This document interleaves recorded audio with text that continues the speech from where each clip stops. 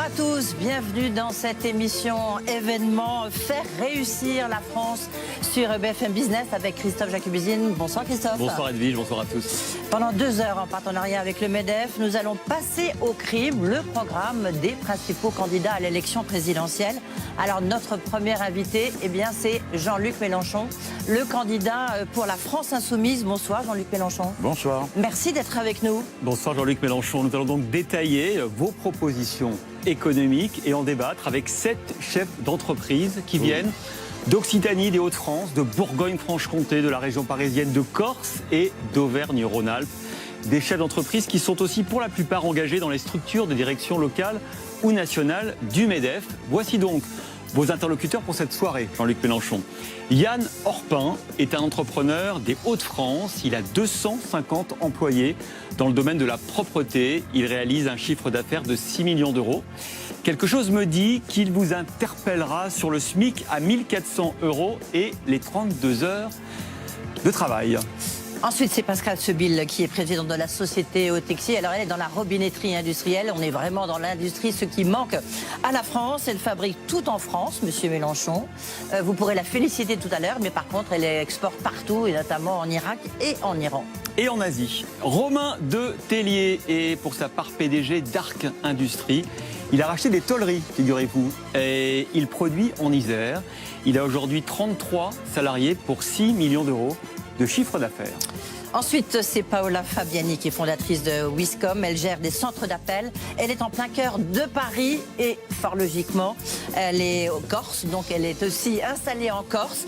Elle dit que c'est possible. 200 collaborateurs, 10 millions d'euros de chiffre d'affaires. David Butet est à la tête d'un groupe événementiel en Côte d'Or, CDVA, qui fait à peu près 6 millions d'euros de chiffre d'affaires. Évidemment, il a été durement frappé, vous l'imaginez, par la crise qui a réduit à néant son activité. Et il a pivoté, comme on dit dans le business. Il fabrique désormais des terrasses éphémères et des pop-up stores en bois. Mais il peine déjà à recruter. Un gros sujet, évidemment, dont on parlera tout au long de cette émission. Sophie Garcia, elle est dans un secteur, ça peut nous intéresser, elle est dans la sécurité incendie. Sa société PSL, en fait, se développe entre Toulouse et Montpellier. Décidément, tout l'Hexagone est représenté. Et puis enfin, Philippe Pouletti, c'est l'homme qui vaut 1 milliard d'euros là à droite et qu'il a levé et mis au service de 75 entreprises dans les secteurs des sciences de la vie, notamment, vous savez, Carmat, le fabricant de cœurs artificiels. Et puis évidemment, nos experts, ils sont là, Nicolas Dose, Emmanuel Le Chypre, ils vont mettre leur grain de sel dans chacune de nos séquences. Et puis bien sûr, nous avons demandé à nos auditeurs et téléspectateurs, parce que vous êtes à la télévision et à la radio, de vous poser des questions. Ils ont été nombreux et donc on ne les a pas tous reprises, mais on aura des questions des téléspectateurs que nous allons relayer. Et puis quand même, nous avons réalisé un sondage, Jean-Luc Mélenchon, pour tester vos propositions, pour voir d'une part si les Français, les principales propositions, si les Français y étaient favorables et s'ils pensaient que c'était réalisable. Et puis pour finir, on a testé aussi votre crédibilité économique, mais pas que la vôtre, aussi celle des autres candidats à l'élection présidentielle. Et c'est parti, faire réussir la France. Faire réussir la France sur BFM Business. Jean-Luc Mélenchon, juste avant de passer la parole à Christophe Jacubizine pour la première partie, la première thématique, moi j'ai une question. Faire réussir la France. Alors évidemment, c'est sur le plan économique, vous êtes face à des chefs d'entreprise. Ça vous fait sourire? Ça vous fait sourire en coin? Ou au contraire, vous dites, c'est ce qu'il faut à la France? Pourquoi pas? Pourquoi pas? Tout dépend de ce qu'on appelle une réussite. Pour moi, l'économie, c'est pas une fin en soi, c'est un moyen et rien d'autre. Donc mon but, comme homme politique, comme candidat à la présidence de la République, c'est de construire une société d'harmonie des êtres humains entre eux et avec la nature. Par conséquent, vous ne serez pas surpris de vous dire que pour moi, la première réussite, ce serait que la France soit dans le top 5 des nations pour ce qui est du bien-être des êtres humains et même des animaux. Alors, comme je crains que ça vous paraisse un peu poétique et lointain, je reviens sur le sol des performances techniques qui m'intéressent. Moi, j'aimerais qu'on soit aussi dans le top 5 de ce qui sera le futur immédiat. Primo, les énergies propres. Secundo, la souveraineté alimentaire, vitale pour le pays. Tertio, les 3 grands domaines du futur. L'espace, la mer, le numérique. Et enfin, évidemment, être en tête là où on l'était, dans les domaines de tout ce qui est l'ingénierie de santé. parce que je suis sûr, que nous entrons dans une ère d'incertitude écologique, mais aussi sanitaire. Rien ne nous permet de dire que c'est la dernière pandémie qu'on est en train de vivre. Je crois au contraire que c'est la première d'une longue série. Alors bon, tous les défis, on peut soit aller pleurer dans son coin ou se pendre, soit les affronter en se disant c'est peut-être une opportunité de rebondir, d'inventer, d'imaginer, de créer. Je crois que la France est capable de ça. En tout cas, les Français et les Françaises que j'ai connus m'ont toujours paru pleins d'allégresse, d'entrain, chaque fois qu'il était question de réussir de grands objectifs. On en est aussi convaincus. On va donc commencer par parler de la première partie de l'émission. On va parler d'énergie, Jean-Luc Mélenchon, avec cette thématique un peu inspirée de vos idées, produire sans polluer. La COP26, vous le savez, se déroule en ce moment. Et vos propositions phares sont notamment de sortir du nucléaire et d'imposer 100% d'énergie renouvelable en 2050. Vous allez tenter de nous convaincre que c'est possible. Et la première question vous est posée justement par Pascale Sébille. Elle dirige l'entreprise familiale au Texier, comme vous le savez, spécialisée dans la robinetterie industrielle. Oui, donc bonjour Monsieur Mélenchon. Donc ma question, c'est la production électrique actuelle est à 93% décarbonée, c'est-à-dire 70% de nucléaire et 23% d'hydraulique. Alors, que nous proposez-vous pour remplacer le nucléaire, du moins sans régresser au niveau de la lutte contre le réchauffement climatique, compte tenu que si nous le remplaçons, l'énergie nucléaire, par les énergies renouvelables à 100%, nous allons augmenter de 55% la production de gaz à effet de serre. Jean-Luc Mélenchon. Oui. Alors, vous, on va faire des affaires ensemble parce que... Ça commence vous êtes... bien. oui, mais parce que c'est... Si Madame est spécialiste y a pas de problème. dans son industrie et une spécialité de très haut niveau technique. On appelle ça de la robinetterie, mais c'est un peu plus compliqué. Et tout ce qu'ils savent produire, qui est de haut niveau technique, est absolument nécessaire pour la transition écologique, la bifurcation écologique que je veux faire. Parce que on ne produira pas un nouvel appareil de production d'énergie sans faire appel à des techniques de très haut niveau comme celles que vous mettez en œuvre. On va pas saouler les gens avec ça, mais enfin, bon, comment on aspire, on refoule, on contrôle les flux. Alors, commençons par dire ça déjà, c'est que la bifurcation écologique, c'est le progrès technique. Ça peut pas être autre chose que par le progrès et par l'invention de nouvelles techniques de travail. Je viens au nucléaire. Alors, je commence d'abord par vous dire une chose. N'y voyez aucune malice de ma part, mais tout ce que vous venez de dire est très intéressant. Est-ce qu'on peut vous téléphoner s'il y a un accident? Parce que c'est ça la vraie question. La question, c'est que non seulement c'est très dangereux, tant que c'est sûr, c'est sûr. Mais quand le 1% ou le 2% de risque s'accomplit, alors c'est maxi dégâts. Mais on n'est même pas au 1% ou 2%, hein, Jean-Luc Mélenchon. On est plus que ça. Non. Bah non. Très bien, parfait. Non, bon. Je vous dis que nous sommes à un niveau de risque et que ça n'existe pas le risque zéro et tous les responsables du nucléaire vous le disent. Par conséquent, quand il y a un accident, c'est 100% de conséquences. Quelle est la centrale que vous avez là derrière? Je pourrais vous montrer la centrale de nos gens. Seul pays au monde qui installe une centrale nucléaire en amont du fleuve qui dessert la capitale. Seul pays au monde. Le jour où vous avez un problème, il s'agit de déplacer 12 millions de personnes. La centrale de Blaye, qui est dans l'estuaire de la Gironde, si l'eau monte, et vous savez qu'on est passé à 2 doigts d'une catastrophe une fois, on a été sauvé par l'ingénieur qui était de garde ce soir-là, ça veut dire quelque chose comme 1 million de personnes à déplacer. Donc, je vous prie qu'on parte du point de départ. C'est une industrie qui, lorsqu'elle voit se déclencher un risque, provoque des maxi-dégâts. En France, il y a 59 réacteurs nucléaires. La plus grande partie d'entre eux sont installés dans la vallée de la chimie, la vallée du Rhône. C'est-à-dire un endroit où s'il y avait le moindre problème, ou dans l'industrie chimique, ou dans l'industrie nucléaire, la catastrophe serait maximale. Alors maintenant, j'en viens au reste de mes critiques sur le nucléaire. Sinon, on ne peut pas le comprendre. On va croire que c'est une manie comme ça, ou une peur. Premièrement, la sûreté. Et la sûreté militaire de la France. Parce qu'on n'en parle jamais. Mais quand vous avez 58 réacteurs et qu'on sait où ils sont, figurez-vous que c'est un problème de sécurité militaire et nous ne sommes pas garantis. Deuxièmement, nous ne sommes pas indépendants, parce qu'il n'y a pas d'uranium en France. Donc il faut aller le chercher. Dans des conditions politiques qui, des fois, laissent à désirer. Je pense à ce qui se passe au Kazakhstan et à ce qui se passe des fois au Niger. Mais en même temps, vous avez une souveraineté énergétique avec le nucléaire. Oui, ben- Là, il y a une forme d'indépendance. Vous qui êtes très soucieux de l'indépendance de la France. Justement. Là, on a une Justement, indépendance. j'aime pas qu'on me tienne à la gorge. Et quand j'ai 2 producteurs en tout et pour tout, je suis pas rassuré. Et puis, madame, vous êtes d'accord pour dire que j'ai évoqué d'abord le risque. La question de l'indépendance. Non, nous ne le sommes pas. J'ai évoqué la question de la sécurité et la question du risque. Et aujourd'hui, il y a un croisement des coûts. C'est-à-dire que les coûts du renouvelable sont en train d'être inférieurs à ceux du nucléaire. Et voyez-vous, dans les coûts du nucléaire, il y a des choses qui sont très choquantes. On ne compte pas le stockage et on ne compte pas ce que va nous coûter le recarénage du nucléaire actuel. Parce que nos centrales sont toutes en train d'arriver à plus de 40 ans pour lesquels elles étaient prévues. Il y en a déjà 17 qui ont dépassé la date. Il n'y en a qu'une qui est fermée. Que 2 réacteurs de fermés à Fessenheim. D'accord?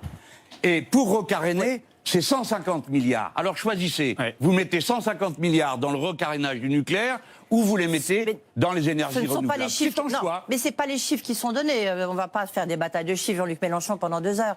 Mais EDF vous dit avez c'est qu'à pas le faire, hein. Non, mais EDF dit c'est 45 milliards quand même. D'autres experts disent c'est 50 milliards. Ça peut être un peu plus, mais c'est pas le chiffre que vous donnez. Parce qu'en plus, le chiffre que vous donnez à votre programme, c'est 100 milliards, non? Là, vous dites Écoutez. 150 milliards. Écoutez, Madame Chevriot, on a dépassé l'époque où il était possible de secouer le bec sur un plateau. Oui. En ce moment, sur les réseaux, les chiffres sont en train de se discuter. Oui. Voilà. Écoutez-moi, quand bien même, ne serait-ce, quand bien même, supposons que j'admette votre chiffre. Ok, je vous fais cette pleure. Vous préférez mettre 50 milliards dans le renouvelable ou dans le recarénage de centrales que vous avez ensuite sur les bras, à nouveau pour 10 ans. Mais vous dites Par que- conséquent, moi je suis pour qu'on change de système. Jean-Luc Mélenchon, ce que vous dites pas, Madame le chiffre. c'est que quand vous créez du renouvelable, qui est la plupart du temps intermittent, vous êtes obligé de créer à côté soit des centrales à gaz qui font que finalement votre bilan carbone il est pas si bon que ça. Non, non, non. On est tout à fait capable d'avoir du renouvelable qui soit pas, comme vous dites, aléatoire ou intermittent. Mais non, on sait le faire, il y a plein de techniques, parce que toutes les techniques ne sont pas... non. Écoutez, je vais vous donner un On saurait exemple. stocker l'électricité, ça se saurait quand même. Pardon? On saurait stocker. Mais il n'y a pas que le stockage, il y a la production. Et encore tout à l'heure, j'ai pas évoqué la question de la recherche, et notamment de la recherche fondamentale sur les coûts pour le futur, si nous voulons refroidir un jour les restes. Parce que ça n'a pas l'air de vous poser de problème qu'on ait des déchets pour 10 000 ans. C'est pas un problème, on le réglera. Jean-Luc Mais je Mélenchon. reviens, attendez, je vais vous donner un exemple. EDF avait une ligne de production de panneaux photovoltaïques qui était à Aix-en-Provence, qui fonctionnait à la luminescence. Pas à la lumière, à la luminescence. La luminescence, mon cher, c'est permanent. Cette chaîne a été fermée. Je préfère dire à ceux qui l'ont décidé de la fermer que je surveille attentivement le jour où je verrai le brevet réapparaître quelque part. Jean-Luc Mélenchon, Parce qu'on ne me dira pas que ça s'est fait tout seul. Alors, j'ai une question d'un auditeur téléspectateur. Il s'appelle Jérémy. Il me demande si seriez-vous prêt à changer de doctrine sur le nucléaire si des nouvelles technologies plus pérennes étaient utilisées dans ce domaine, par exemple le projet ITER, vous savez, la fusion nucléaire et non pas Oui. la fission. Alors, celui qui pose la question a raison de dire que dans le nucléaire, il y a toujours eu plusieurs pistes. Par exemple, il y avait le nucléaire à sel fondu, qui avait un certain nombre d'avantages, qui a été avancé. Tel qu'on est aujourd'hui, on n'est pas en état de le contrôler. La prouesse technique de réaliser une fusion nucléaire qui dure, elle est encore pas faite. Donc ça veut dire à nouveau des milliards pour des expérimentations plutôt que pour une transition. Aucun d'entre vous ne m'interroge sur les outils que je compterais mettre en place. Alors je vais à pas y l'avenir. venir. Justement, revenons. Justement. Parce que vous n'avez pas répondu à ma question. Pascal Sebille, vrai. après Roman de Mais Tellier. si. Ben, je vais attendre. Par quoi pour remplacer l'énergie nucléaire? Voilà. Bon, et d'accord, excusez-moi. 70%. J'avais d'abord voulu mettre sur la table le fait qu'on ne peut pas négliger les raisons pour lesquelles je voudrais arrêter le nucléaire. C'est pas par caprice. Moi, je suis un ami de la technique, de la science. C'est pas un sujet pour moi. Mais lorsqu'une technique devient dangereuse, je suis pour qu'on arrête. Surtout quand on peut faire autrement. Donc, par quoi le remplacerait-on? Par l'ensemble du panel des moyens techniques. J'y viens dans une seconde, mais je commence par dire, d'abord par la sobriété. C'est-à-dire, oui, la sobriété, c'est-à-dire consommer moins, parce que tout à l'heure on a évoqué produire sans polluer. Oui, mais produire sans gaspiller, c'est encore mieux. Ne pas gaspiller, donc être dans la sobriété. Maintenant, je viens aux techniques. De quelles techniques disposons-nous? La géothermie. L'éolien, pour ma part, je pense à l'éolien offshore en mer. Et les hydroliennes. La géothermie, c'est une ressource qui est négligée en France, quoique elle est, notamment en région parisienne, déjà, assure le chauffage d'à peu près 250 000 personnes, si j'ai bien compris ce qu'on m'a expliqué. Et puis, nous avons la centrale de Sousse-la-Forêt, qui a été la première expérimentation qui a été faite pour des forages très profonds.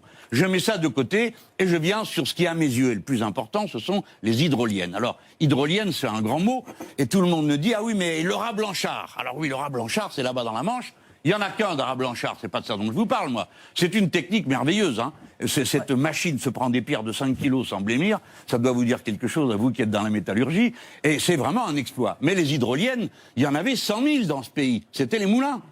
On peut mettre des hydroliennes partout, il y a de l'eau qui descend vers la mer. Ça représente un gisement fantastique. Et puis, on y ajoute l'énergie qui vient de la mer. L'énergie de la mer, le mouvement de la mer, la différence de température entre ce qui est en haut, qui est un peu chaud, et ce qui est en bas et qui est très froid. Ça représente plus de 300 fois les besoins de l'humanité telle qu'elle est aujourd'hui. Par conséquent, il faut mettre cette énergie en exploitation. Nous autres Français, nous en avons les techniques. Et il suffirait que je vous le demande et vous le feriez. Donc si je comprends bien... Alors, Romain Detellier, ça vous. Ouais. Si je comprends bien, vous arrivez au pouvoir, vous fermez les centrales pour des raisons de sécurité. Derrière, pour des chefs d'entreprise que nous sommes, notamment dans l'industrie, ça fait un petit peu peur. Vous avez raison. Si c'était ça, il y a de quoi avoir peur. Il y a de quoi avoir peur de votre arrivée et de cette fermeture-là. La question, c'est qu'est-ce que vous faites pour accompagner les entreprises dans la réduction de l'énergie, dans cette transition écologique, puisqu'il faut le faire beaucoup plus vite que tous les plans que RTE a pu faire, puisqu'il faut le faire en 1 an, a priori, puisque vous arrivez. Et comment est-ce que ce mix va être réel? Comment vous assurez une énergie disponible, économique? Parce que si c'est pas le cas, la nuit, on tourne. Quand il fait froid, quand il n'y a pas de vent, on tourne. Si c'est pas le cas, vous avez toute la métallurgie au chômage. Non, mais vous avez tout à fait raison. Tout le monde sera au chômage et on arrêterait de faire fonctionner la société s'il n'y a plus d'électricité. Réfléchissons juste pour une seconde. Que les gens qui nous écoutent se disent l'extrême fragilité de notre société, c'est qu'elle dépend d'une source d'énergie accessible, l'électricité. C'est là que la civilisation humaine pourrait voir se couper ses accès. Mais je viens à votre question. Moi, j'ai jamais dit que j'allais fermer en 1 an, mais il faudrait être fou pour faire ça. Moi, je suis dans le scénario Négawatt. Négawatt, c'est un ensemble de gens qui travaillent et nous avons perdu 10 ans à cause de M. Macron, des fermetures qui n'ont pas eu lieu et des choses qui n'ont pas été ouvertes. Bien, ils ont reformulé un scénario. C'est les gens les plus compétents dans ce domaine, donc moi je ne vais pas me dire plus malin qu'eux. Et eux, ils disent on peut arrêter en 2040. On peut être sorti du nucléaire et être passé à 100% renouvelable. Donc moi je me dis, je m'aligne sur vous. On ferme à mesure qu'on est en état de remplacer un réacteur nucléaire par une autre source d'énergie. Ouais. Et on réunira 2 conditions. La première, c'est qu'il y ait une source d'énergie alternative. Alors, j'ai le droit d'être volontariste, si vous voulez. Hein. Je peux penser qu'au lieu de 2040, je pourrais arriver à nous tirer d'affaire en 2030. Ce que je ne veux pas, c'est qu'une fois au pouvoir, on vienne me dire, la mine enfarinée, oui, monsieur le Président, oui, bien sûr, on va le faire, mais attendez, on verra, on n'a pas le temps, pas tout de suite, etc. Non, c'est tout de suite qu'on s'y met. J'ai pas dit que c'est tout de suite qu'on réussit le 100%. Et vous donnez mais vous, la chose que je vous garantis, vous autres, les industriels, oui. Parce que vous êtes bien fait avoir, et c'est bien fait pour vous. Vous vous êtes fait avoir parce que vous avez des prix de marché pour l'énergie. Or, l'énergie, elle doit vous être garantie à des prix stables. Ce que je vous offre, moi, c'est de la prévisibilité. Je suis pour les prix stables, notamment de l'électricité. Et pour ça, il faut que vous ayez un pôle public, et il faut qu'il y ait des contrats de longue durée et qu'on sorte l'énergie de l'économie de marché. Je ne suis pas d'accord pour que le prix de l'énergie change, ni pour vous, entrepreneurs, ni pour les particuliers, tous les 2 mois, tous les mois, avec le bond que ça fait en avant, comme vous le savez, parce que vous êtes pris à la gorge. On va y revenir, Mais vous n'aviez qu'à pas croire, vous autres, le MEDEF. Vous avez passé votre temps à trouver ça génial, de tout mettre en marché, ben maintenant vous l'avez dans la figure. Je vous dis ça avec je sais que j'ironise un peu, hein, mais il n'y a pas de volonté de ma part de vous blesser. Je veux juste vous dire, vous voyez qu'il y a une limite. Mais tout n'est pas marchandise, tout n'est pas marché. Nous sommes capables de produire de l'énergie à prix constant. Les preuves mentent parce que les Saoudiens et les Russes nous tiennent à la gorge, pour reprendre votre expression. Pas parce qu'on a de l'électricité nucléaire. Ouais. Mais vous n'avez pas l'air d'être au courant que l'électricité dont on parle, c'est l'électricité qui est produite dans toute l'Europe. Vous avez sans doute entendu dire qu'il y a c'est au coût marginal du gaz russe et du pétrole. Non. C'est parce qu'un petit génie de la finance a trouvé intelligent d'aligner le prix de l'électricité en Europe sur un prix de gros, lequel est calculé. Sur un prix marginal. sur le prix sur du le gaz coût russe. marginal de ce qui coûte le plus cher et qui est fait avec du gaz russe. Mais nous, on n'y est pour rien, cher monsieur. Exactement, vous êtes Oui, mais d'accord ça là-dessus. permet de Donc, faire des évitez de recherches. vous fourrer dans des impasses pareilles et vous n'aurez pas à en cuire ensuite. Mais vous devriez- Si vous avez de l'énergie renouvelable, pardon, On va madame. parler du sondage, pardon, parce Ah que non, c'est bah, un alors, faut point savoir, important. Bah oui, mais il faut qu'on avance. Vous devriez Il être reste content parce que cette 2 minutes et différence demie. vous permet de financer la recherche sur les énergies nucléaires, les énergies renouvelables. Parce que pour l'instant, vous n'avez pas vraiment répondu à ma question. Par quoi vous le remplacez Mais je viens de vous le sans dire, polluer, je sais pas comment faire. sans polluer. Oui. Si on fait des ENR, on va avoir une augmentation de 50% de Non, rejet, non, des non. gaz de rejet à effet Ah, de je vous en serre. prie. Et donc, ça va pas du tout dans Mais la lutte non, du réchauffement mais climatique, non, mais non. ni D'abord- dans une lutte, ni dans un prix d'électricité qui soit stable et peu coûteux. Alors, attendez, je vous réponds à morceau. J'ai déjà répondu une première Oui. fois, par quoi je remplace. Vous avez Je déjà vais recommencer remplacé. une deuxième, mais pour vous être C'est agréable. pas concluant. Ah mais non, mais attendez, parce que vous êtes l'ingénieur capable, juste sur une phrase de ma part, qui vous dit l'énergie géothermique, l'hydrolien, On va savoir. l'éolien offshore et la mer, et vous, Attention, en il nous 2 reste secondes, 2 minutes, vous avez déduit Jean-Luc par un Mélenchon. calcul que Ouais. vous avez fait que ça serait 50%. Jean-Luc Par les Mélenchon, je études voudrais d'EDF. La Je courtoisie voudrais qu'on m'oblige à élargisse sourire. aux Français. Nous avons fait un sondage où nous avons testé votre proposition de fermer les centrales nucléaires En 8 jours à horizon 2045. Ah, parfait. Ça vous va 2045 Ça me va. Justement. Alors, il y a favorable et est-ce que c'est possible? Alors, 53% des Français disent qu'ils ne veulent pas qu'on ferme tous les réacteurs. 64% estiment en outre que votre proposition est irréalisable là-dessus. Vous leur dites quoi? Eh bien, Ils se que j'ai trompent du travail à faire pour les convaincre du contraire. C'est le principe de la démocratie, c'est de convaincre. Ben, j'essaierai de convaincre. Si je n'ai pas convaincu, eh bien, je ne serai pas élu et vous aurez du nucléaire et vous continuerez à le faire jusqu'en 2040, 2050, 2060 et jusqu'à la fin des temps avec vos tas de cochonneries nucléaires que rien n'épuise, la recherche On vous mettra fondamentale pas que vous avez d'accord. transformée. Mais oui, mais attendez, le tableau apocalyptique que viennent de faire, qui vient d'être fait, ça comprend que les gens disent « Ah ben si tous ces gens qui savent, ils nous disent ça, Allez, on va alors parler c'est pas d'un sujet possible. qui va vous Ben, moi, je dis que c'est réconcilier possible. avec tout le On monde. va essayer de réconcilier avec les fonds marins. Qu'est-ce que vous voulez faire des fonds marins? Quel type de richesse vous voulez y trouver? Avec quels moyens? Et est-ce que les technologies sont là? Et Waouh. pourquoi c'est au cœur de votre programme et le tout en, allez combien 30 minutes. secondes, 40 secondes Non, d'abord, je n'ai pas l'intention de faire d'abord autre chose qu'une diplomatie universaliste française qui dit les grands fonds, parce qu'il y a 2 fonds. Il y a ceux qui nous appartiennent, zone économique exclusive, 2e territoire maritime du monde. Et puis les grands fonds qui n'appartiennent à personne, et c'est bien le problème, parce qu'on fait ce qu'on veut là-dedans. Et vous avez des malins qui vont déjà ramasser ceci, faire un trou là-bas et qui ignorent absolument ce qui se passe dans le cas où ils ont fait un trou et que ça explose comme ça s'est passé dans le golfe du Mexique quand tout ce pétrole s'est répandu pendant je ne sais combien de temps. Même situation en mer Méditerranée, au large de Chypre ou de Gaza. C'est-à-dire les endroits où les gens se tapent dessus, c'est là où on va faire des trous pour sortir du gaz et du pétrole et on ne sait que faire dans cette mer qui est une mer fermée qui met 100 ans à se renouveler. Donc, 2 choses, en 30 secondes comme il dit. 1, nous avons besoin que les Français s'avancent et demandent qu'il y ait un traité international qui crée du droit international sur les grands fonds. Non, chacun ne fait pas ce qu'il veut. Deuxièmement, je suis pour que nous exploitions, nous, d'abord en connaissant, développer la connaissance et assumer notre responsabilité de Français. Puisque nous sommes le 2e territoire maritime du monde, nous avons pour surveiller ce territoire l'équivalent de 2 voitures de police pour tout l'Hexagone. Donc nous avons besoin de construire des bateaux.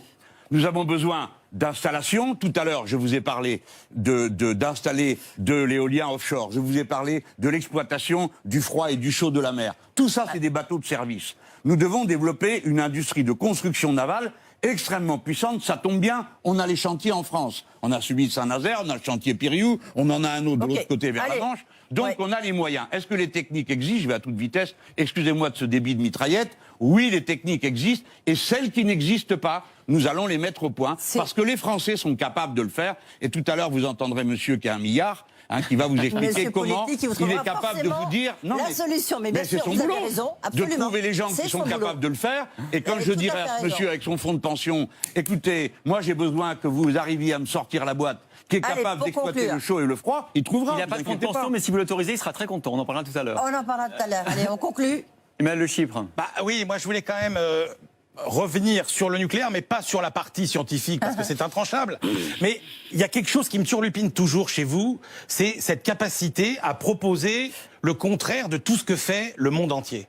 C'est-à-dire, c'est vrai sur le rôle de l'État, par exemple. Et là, sur le nucléaire, c'est quand même sidérant. C'est-à-dire qu'aujourd'hui, le monde entier considère que le nucléaire, c'est l'avenir. Il y a 54 centrales en construction dans le monde. Il y en a 147 en projet et 337 au stade de la proposition dans le monde entier, en Asie, au Moyen-Orient, etc., etc. Donc, est-ce que le monde entier est stupide?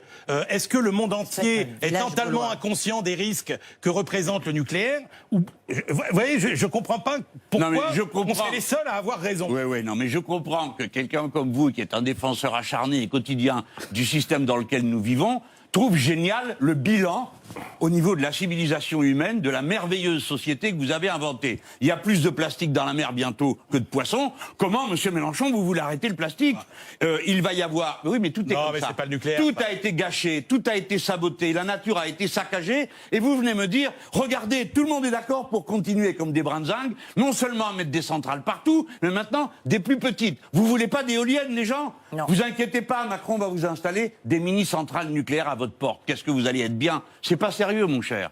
Vous ne tirez aucun bilan des impasses de la société dans laquelle nous vivons. Vous savez très bien pourquoi on est en train de répandre partout de l'énergie nucléaire. Et le reste du monde non plus. Mais allez, faut qu'on avance. j'ai le droit de ne pas être d'accord avec l'ordre du monde. Moi, je ne m'en cache pas. Je veux une rupture avec cet ordre du monde. Je veux une rupture avec le capitalisme financier qui vous réjouit tant tous les jours. Mais pas moi. Voilà. Mon cher, on a une opposition de fond. Vous allez encore exposer votre programme et vos positions. On va poursuivre parce que nous avons 6 thématiques au total. Vous avez à aborder. Et tout en 30 secondes. Alors. Et là, on va en 2 heures. Ça va, on vous laisse la parole. Jean-Luc Mélenchon, on va parler de Vous êtes trop bon. reconquête industrielle. La reconquête industrielle, ça c'est un thème qui vous est cher. Oui. La relocalisation, en plus c'est cher aux chefs d'entreprise qui sont là. Vous êtes pour un État stratège. Si on résume un peu, grosso modo, vos principales propositions, celles qu'on peut mettre en avant. Vous proposez le lancement d'un plan de 100 milliards. Vous êtes pour la relocalisation des produits essentiels. Et puis, vous êtes aussi pour revenir sur des privatisations, notamment celle des autoroutes. Alors évidemment, ça fait là encore beaucoup de thèmes à aborder, mais je vais laisser la première question, comme d'habitude, au chef d'entreprise. C'est David Butek qui vous pose la question. Lui, il a plusieurs entreprises dans le loisir, dans l'événementiel. On sait que ça a été difficile, maintenant ça va mieux, et en plus, vous êtes sur le plateau face à Jean-Luc Mélenchon. Monsieur Mélenchon, bonsoir. Bonsoir. Je vais vous parler un peu terrain, un peu pragmatisme. On est beaucoup de PME en fait sur le plateau et pas forcément le grand capitalisme toujours. Donc je vais vous donner l'exemple de ma menuiserie d'agencement qui fabriquait, comme on le disait juste avant, beaucoup de stands d'exposition ou de décors pour l'événementiel. On a muté et aujourd'hui on fabrique des mobiliers pour l'hôtellerie, la restauration, etc. Et dans notre filière, la transformation des panneaux de bois n'existe quasiment plus en Europe. Ouais. Tout arrive de Chine, or le bois est chez nous. Je suis en Bourgogne, en Côte d'Or, le bois, il est à côté de chez moi. Il part en Chine, il ne revient pas. Qu'est-ce que vous proposez pour accompagner la filière, pour qu'elle se réindustrialise en France, en Europe, mais en France notamment? Alors, je commence par vous et après on généralise. Oui. Bon. Alors, je commence par le bois, ça peut pas mieux tomber. C'est un de mes dadas. Pour une raison très bête, c'est que j'ai été on fait bien les choses sur BFM. Oui, non, mais parce qu'il y a longtemps, en plus de la mer, de l'espace et du reste. Mais il se trouve qu'il y a assez longtemps de ça, maintenant, finalement, j'étais le journaliste chargé de la page du Jura rural. Vous imaginez que dans le Jura, le bois, c'était une question qui intéressait tout le monde. Et déjà à l'époque, je me souviens, on disait il faut une filière bois, il faut une filière bois. Résultat, non seulement il n'y a pas de filière bois, mais nous sommes un pays du tiers-monde. C'est-à-dire que nous fournissons la matière première à des pays qui viennent la chercher, l'achètent à bas prix, la transforment en meubles et autres, et nous la ramènent chez nous. Voilà. Alors que nous devrions constituer une filière. Ou pas en ce moment. Parce qu'elle ne la ramène pas en ce moment. Oui. Mais bien sûr, les pénuries. Alors, la forêt française, le problème que nous avons, un mot pour mes amis qui s'intéressent à l'écologie de la forêt est vitale pour nous. Oui. Parce qu'elle retient du carbone, parce qu'elle fixe les sols. Nous connaissons tout ça. Et reconquête industrielle. Donc nous allons. Oui, mais attendez, on peut quand même parler de trucs humains de temps à autre aussi. Il n'y a pas que produire. Alors, il est certain que nous sommes capables de construire une filière bois, mais qui va d'un bout à l'autre. C'est-à-dire depuis la collecte, respectueuse de la forêt, parce que les coupes rases, tout le monde en a assez, on sait quel désastre ça prépare pour le futur. Ensuite, il y a la transformation. Il faut pouvoir transformer non seulement les sapins, que l'ONF nous a fourrés partout, y compris à des endroits où c'est pas le lieu de les faire pousser, les traiter avec des machines que nous pourrions nous-mêmes fabriquer, au lieu d'importer des machines qui ne prennent que des troncs tout droits de 30 cm, parce que c'est ça qu'on trouve aujourd'hui seulement sur le marché et aucune autre. Donc dès qu'un bois est un peu tournicotis, genre feuillis, on le prend pas. Et qu'est-ce qu'on fait? On interdit d'exporter le bois en Chine? On fait quoi concrètement? On n'exporte plus notre bois, on interdit les exportations. On réouvre des menuiseries, il y en a Pourquoi plus. vous énervez tout de suite? Bah, Interdire, empêcher? Non, on crée une filière. Vous savez ce que c'est créer une filière? Il y en avait une, elle a Je vais disparu. voir monsieur le milliard. Et puis je vais en voir d'autres, et puis je crée une filière. Et voilà, et je dis voilà, si vous investissez dans le bois, eh bien vous aurez telle et telle possibilité. Vous aurez tel ou tel capital qui sera à votre portée de financement. Parce que vous avez eu raison de dire tout à l'heure qu'ici vous êtes des PME. Je suis pas en face du grand capital. Donc pour moi, vous représentez ce que j'appelle un collectif humain. C'est ça une entreprise d'abord. Et donc c'est d'abord une affaire de qualification. Et c'est là-dessus que je voulais venir.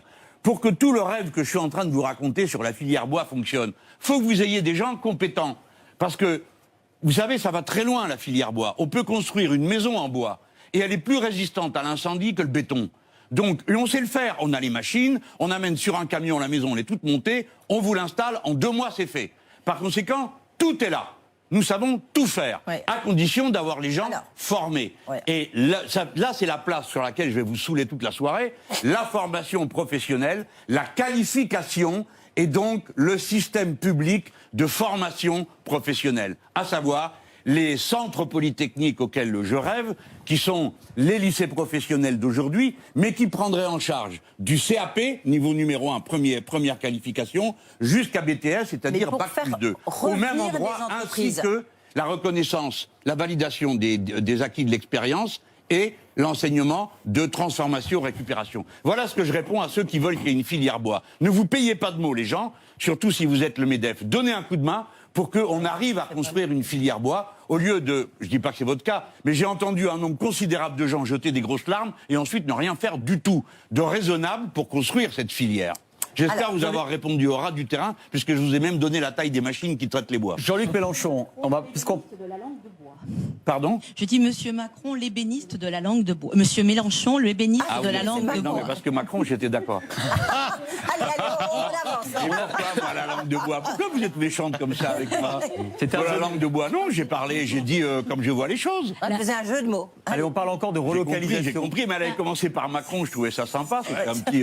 Mais non, finalement, c'est moi. Je me suis dit, elle l'a retourné quand même, bravo. Vous avez réussi à la retourner, formidable. Oh là là, madame, c'est une dure. Allez, Paola Fabiani, la Corse. Oui, parce qu'on parle de relocalisation, Jean-Luc Mélenchon, et Paola Fabiani, elle a réussi à créer des centres d'appel en Ile-de-France, à Paris et en Corse, au moment où beaucoup allaient faire des centres d'appel à l'étranger. Tout à fait. La relocalisation, c'est vraiment un sujet qui me tient à cœur et on est tous d'accord sur la nécessité de la souveraineté de la France et de son indépendance.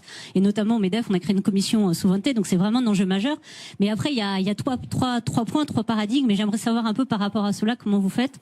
Le premier, c'est que la France exporte quand même 400 milliards et a quand même une balance déficitaire par rapport à ses voisins, l'Allemagne et l'Italie. Oui, donc, 65 milliards. Ouais, tout à fait. Donc c'est quand même problématique. Le deuxième point, c'est que l'idée, c'est de réimplanter des entreprises en France, donc les faire venir, l'attractivité. Et on sait que l'attractivité, ça passe par la compétitivité. Et donc l'augmentation des salaires, ça, c'est pas génial pour la compétitivité. Non, vous avez raison, il faut les diminuer, ils sont trop importants. Oh, les gens gagnent trop bien leur vie dans ce pays. Attendez, j'ai mon troisième point, je vous laisse répondre des après. questions là-dessus. Non, mais chacun son catéchisme. Et le troisième point, si on fait un protectionnisme trop dur, comment vous faites? Parce que derrière, les autres pays vont réagir et on va encore plus baisser nos exports et encore plus être déficitaire. Donc finalement, quelle est la mécanique que vous proposez pour, inciter les entreprises à venir malgré cette hausse de salaire, et de l'autre côté, comment on fait pour augmenter nos exports si on fait du protectionnisme? D'accord. Non, mais j'entends parfaitement votre raisonnement, je le connais. Pardon de vous dire qu'il n'est pas tout à fait nouveau.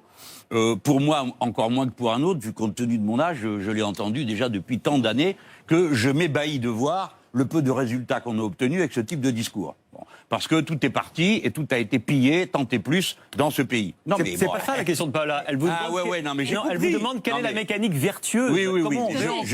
J'ai bien compris. Ouais. Mais en lui répondant, pardon, madame comme moi, nous sommes des personnes, mais nous sommes aussi, nous incarnons quelque chose, nous portons quelque chose. Donc permettez-moi de dire à quel point je m'amuse de voir l'échec absolu de ceux qui nous ont raconté une technique. Alors comment fait-on?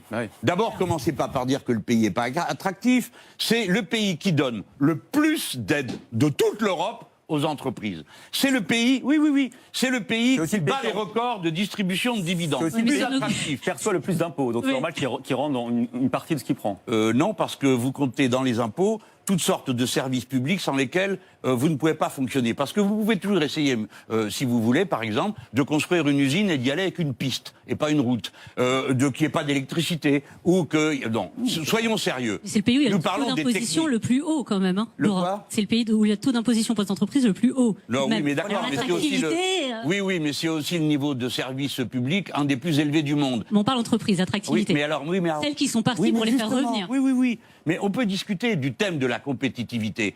Parce que si vous analysez la compétitivité entreprise par entreprise, qu'on a le droit de faire, c'est bien compréhensible, mais essayez d'imaginer une entreprise compétitive, sans main-d'œuvre formée, sans gens qui sont soignés quand ils sont malades, sans route pour y aller, sans électricité, etc. Vous savez, comme moi, que c'est pas possible. Donc la compétitivité, ça nécessite un environnement de services publics, d'infrastructures publiques, et il faut bien les payer avec quelque chose. Ça s'appelle l'emprunt et l'impôt. Maintenant, je viens à comment on fait... efficace aussi.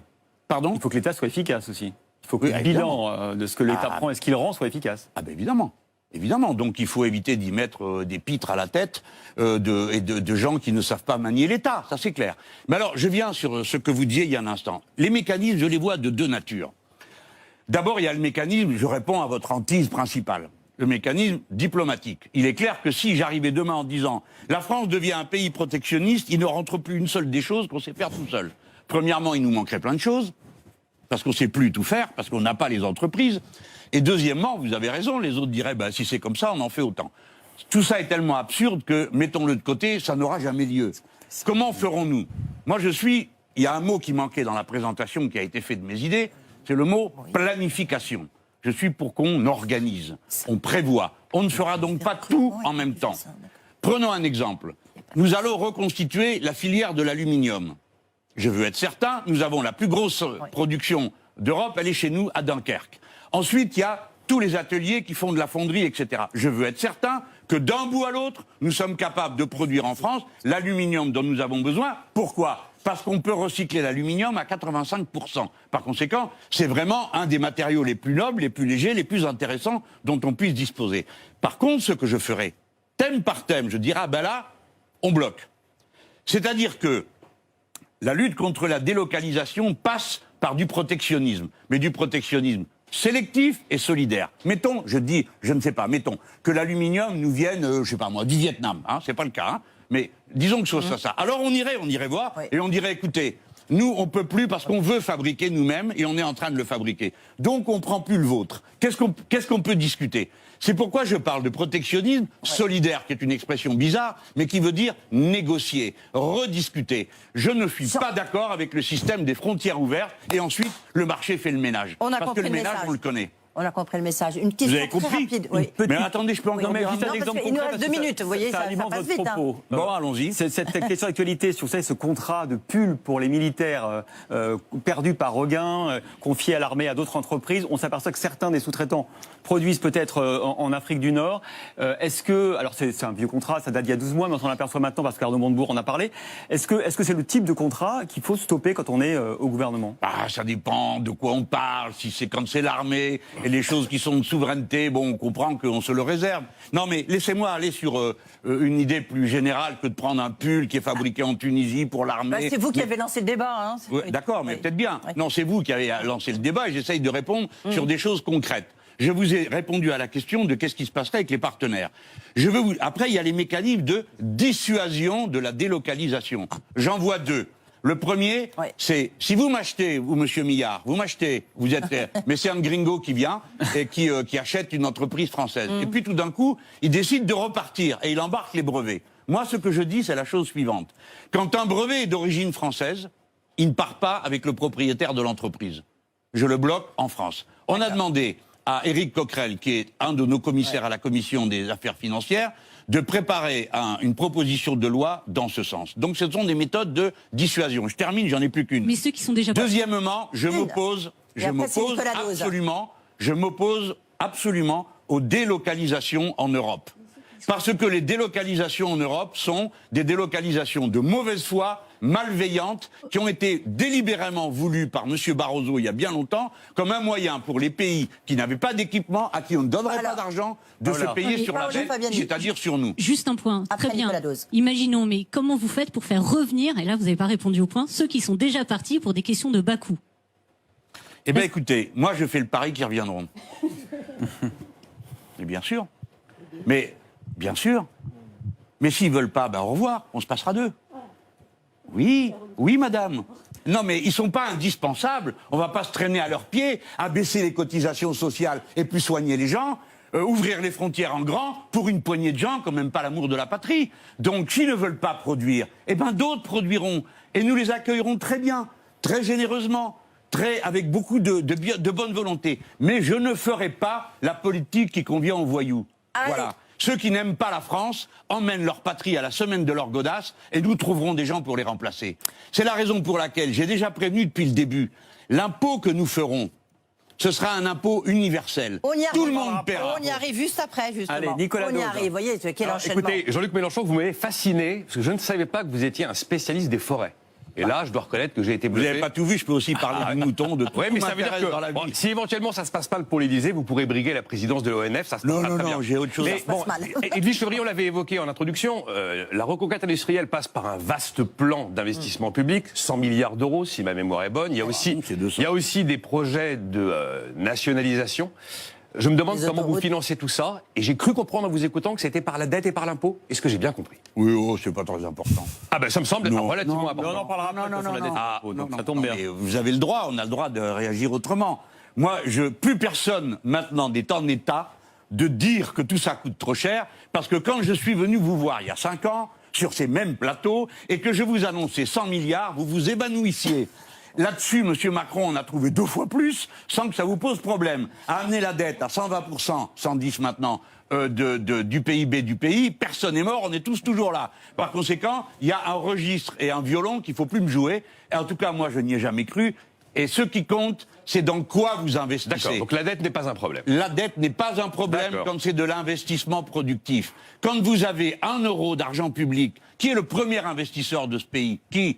L'État et les collectivités locales. 1 euro sur 5, c'est eux qui les donnent. Par conséquent, si on les injecte au bon endroit, parce qu'on a de la planification, vous êtes tous des petits entrepreneurs. Dans la vie, ce qui vous intéresse peut-être plus que tout, c'est le carnet de commandes. Et pour avoir un bon carnet de commandes, vous avez besoin de prévisibilité. C'est-à-dire de savoir ce qui va se passer dans 6 mois, ce qui va se passer dans 1 an. Parce qu'alors, vous faites des investissements. Allez. Je ne vais pas m'en prendre à vous, mais la grande industrie, elle, le CAC 40, ils ont augmenté de 70% les dividendes et diminué les investissements de 5%. Et quand on leur demande pourquoi, ils disent, on attend de voir le marché. Apparemment, le marché, c'est vous. Donc, ce que je veux dire de tout ça, ce n'est pas le sujet. D'accord, Le c'est coût. pas le sujet. Ce qui compte, c'est à quoi on utilise l'argent. Voilà, à quoi on utilise l'argent. Quand on l'investit dans quelque chose qui produit de la richesse, et je vous le redis, 1 euro d'argent public produit en moyenne 1,3 € ou 1,5 € supplémentaire dans la production. Chaque fois que vous investissez, que vous augmentez un salaire, vous avez un rendement pour la production 3 fois supérieur Troisième à celui que vous partie. obtenez par les baisses d'impôts. C'est vrai ou pas ce que je dis? C'est un pari. Allez, Selon moi, c'est un pari. C'est pas un pari, Ah, c'est un chiffre qui est donné par On les ne vous mettra économistes. pas d'accord là non plus. on va partir sur notre troisième partie, la valeur du travail. Ça vous parle aussi. Travailler plus pour gagner plus, c'était le leitmotiv de la campagne de Nicolas Sarkozy en 2007. Sans vous caricaturer, Jean-Luc Mélenchon, votre leitmotiv à vous, ça pourrait être travailler moins, gagner plus. En tout cas, c'est une véritable réflexion sur la place du travail, sur son prix et sur le partage de la valeur à laquelle vous nous invitez dans votre programme. Et voici d'ailleurs 3 de vos propositions. La semaine de 4 jours à 32 heures, le SMIC à 1 400 € net et le blocage des prix de l'énergie et de l'alimentation. Et la première question... C'est pas 32 heures, vous me laisserez expliquer, parce que c'est le retour aux 35 heures réelles et l'ouverture de la discussion sur 32 heures. Je fais le pari que ça marchera. Et 32 heures avec des heures supplémentaires. Mais on va voir, oui, on Allez, va voir. la On va première voir tout question ça, on va vous rentrer dans le est détail. posée par Paola Fabiani. De nouveau. De nouveau, le retour. Alors, moi, je suis pour augmenter mes salariés, qui soient mieux, qui gagnent mieux leur vie et qui travaillent mieux de ce fait. Mais malheureusement, le SMIC se décrète pas comme ça. Il est fonction d'un indicateur qui s'appelle la productivité. Et la productivité, c'est celle des salariés qui permet la productivité de nos entreprises et à nouveau la compétitivité. Fameux mot. Sachant qu'en France, on a quand même la meilleure productivité au monde. Ah, merci madame. Non, mais il faut reconnaître des choses fortes. Parce que Macron dit le contraire. Hein. Alors, objectivement, Ça fait pas de vous une macroniste exaltée. ça fait de moi une entrepreneuse. Donc effectivement, la meilleure productivité au monde, ça veut dire qu'on peut pas l'augmenter. Parce que sinon, on risquerait quand même de mettre en péril le bien-être, la santé de nos salariés. Et par ailleurs, si je prends mon exemple, vous proposez 11% d'augmentation du SMIC, si j'ai bien compris.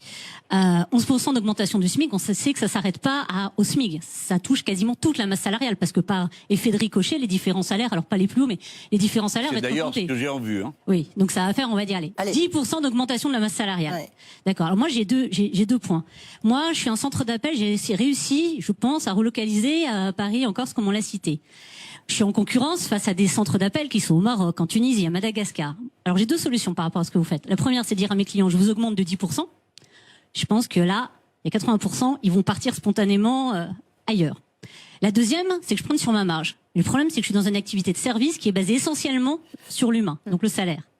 Et je fais pas des marges mirobolantes. Donc ça veut dire que 7% de marge. Donc ça veut dire qu'au final, le premier mois, je vais tenir 7. Le premier mois, je vais tenir. Le deuxième mois, je vais tenir. Alors là, c'est riche, alors, clairement. Et qu'est-ce que je fais à la fin de l'année? Donc, ma question, c'est quel mécanisme, encore une fois, je veux bien prendre la proposition, mais quel mécanisme vous faites pour qu'on puisse rester en France, qu'on puisse être compétitif, sans pour autant augmenter la productivité, parce qu'on a vu qu'on était au maximum? Bon, d'abord, parole d'or. Nous sommes productifs. Et deuxièmement, une remarque que vous faites, qui est de dire, si on continue comme ça, il y a une limite à presser le citron. Bon. Non mais disons aussi ça, c'est que ça s'est payé d'un prix dans ce pays. L'augmentation de la productivité, on est très performant, on avait une gamme de produits intermédiaires extrêmement nombreuse, au lieu d'être concentré sur 2-3 productions comme l'Allemagne, on s'est fait un peu relaver, mais quand même on est les plus forts dans toutes sortes de domaines. Il y a un problème structurel de l'économie de notre temps, ça c'est sûr. La productivité ne progresse plus. Alors on nous avait annoncé que la révolution numérique allait nous permettre de faire des bonds dans la productivité. Elle a eu lieu et ça n'a pas eu de bond. Maintenant on est sur l'intelligence artificielle. Non mais vous verrez, tous ces gens ont cru que ces nouveautés elles-mêmes n'auraient pas besoin d'être produites et de coûter à leur tour et donc de revenir sur les cycles ordinaires du travail humain. Alors mon point de vue est un point de vue macroéconomique. J'en suis conscient, et de ce point de vue, peut-être que ce n'est pas satisfaisant pour répondre à la question posée par une entreprise, la vôtre, avec une marge de manœuvre, la vôtre, dans une activité, le téléphone. Pardon, je suis bon en bois, moi en téléphone. Non mais attendez madame, si j'étais bon en téléphone, comme je suis bon en bois, vous auriez votre réponse dans les 5 minutes. Je vais m'y mettre. Mais d'ici là, voici ce que j'ai à vous dire. La production, puisque d'abord parlons du temps de travail, la production... Est-ce que juste, pardonnez-moi, décidément, je vous interromps beaucoup, je sais que ça vous énerve, mais quand même... Non, ça m'énerve pas. Il y a le chef d'entreprise qui est là. Oui. Non, mais Yann Orphin, justement, lui, dans le service, 90% de ses coûts, c'est dans du salaire. Donc, je pense que c'est intéressant que vous posiez votre question, et comme ça, justement, vous pourrez répondre aux deux. C'est pour ça que je me suis permis de vous interrompre, Jean-Luc Mélenchon. Moi, je suis parti du principe, vous parliez des 32 heures. Et donc, j'ai fait un calcul simple, c'est que 32 heures payées 1 400 €, c'est 20% de coût de travail supplémentaire. Donc si votre projet social, c'est d'augmenter de 20% le coût du travail, eh bien j'ai un exemple concret dans toute la branche de la propreté que je représente. On a 560 000 collaborateurs en France.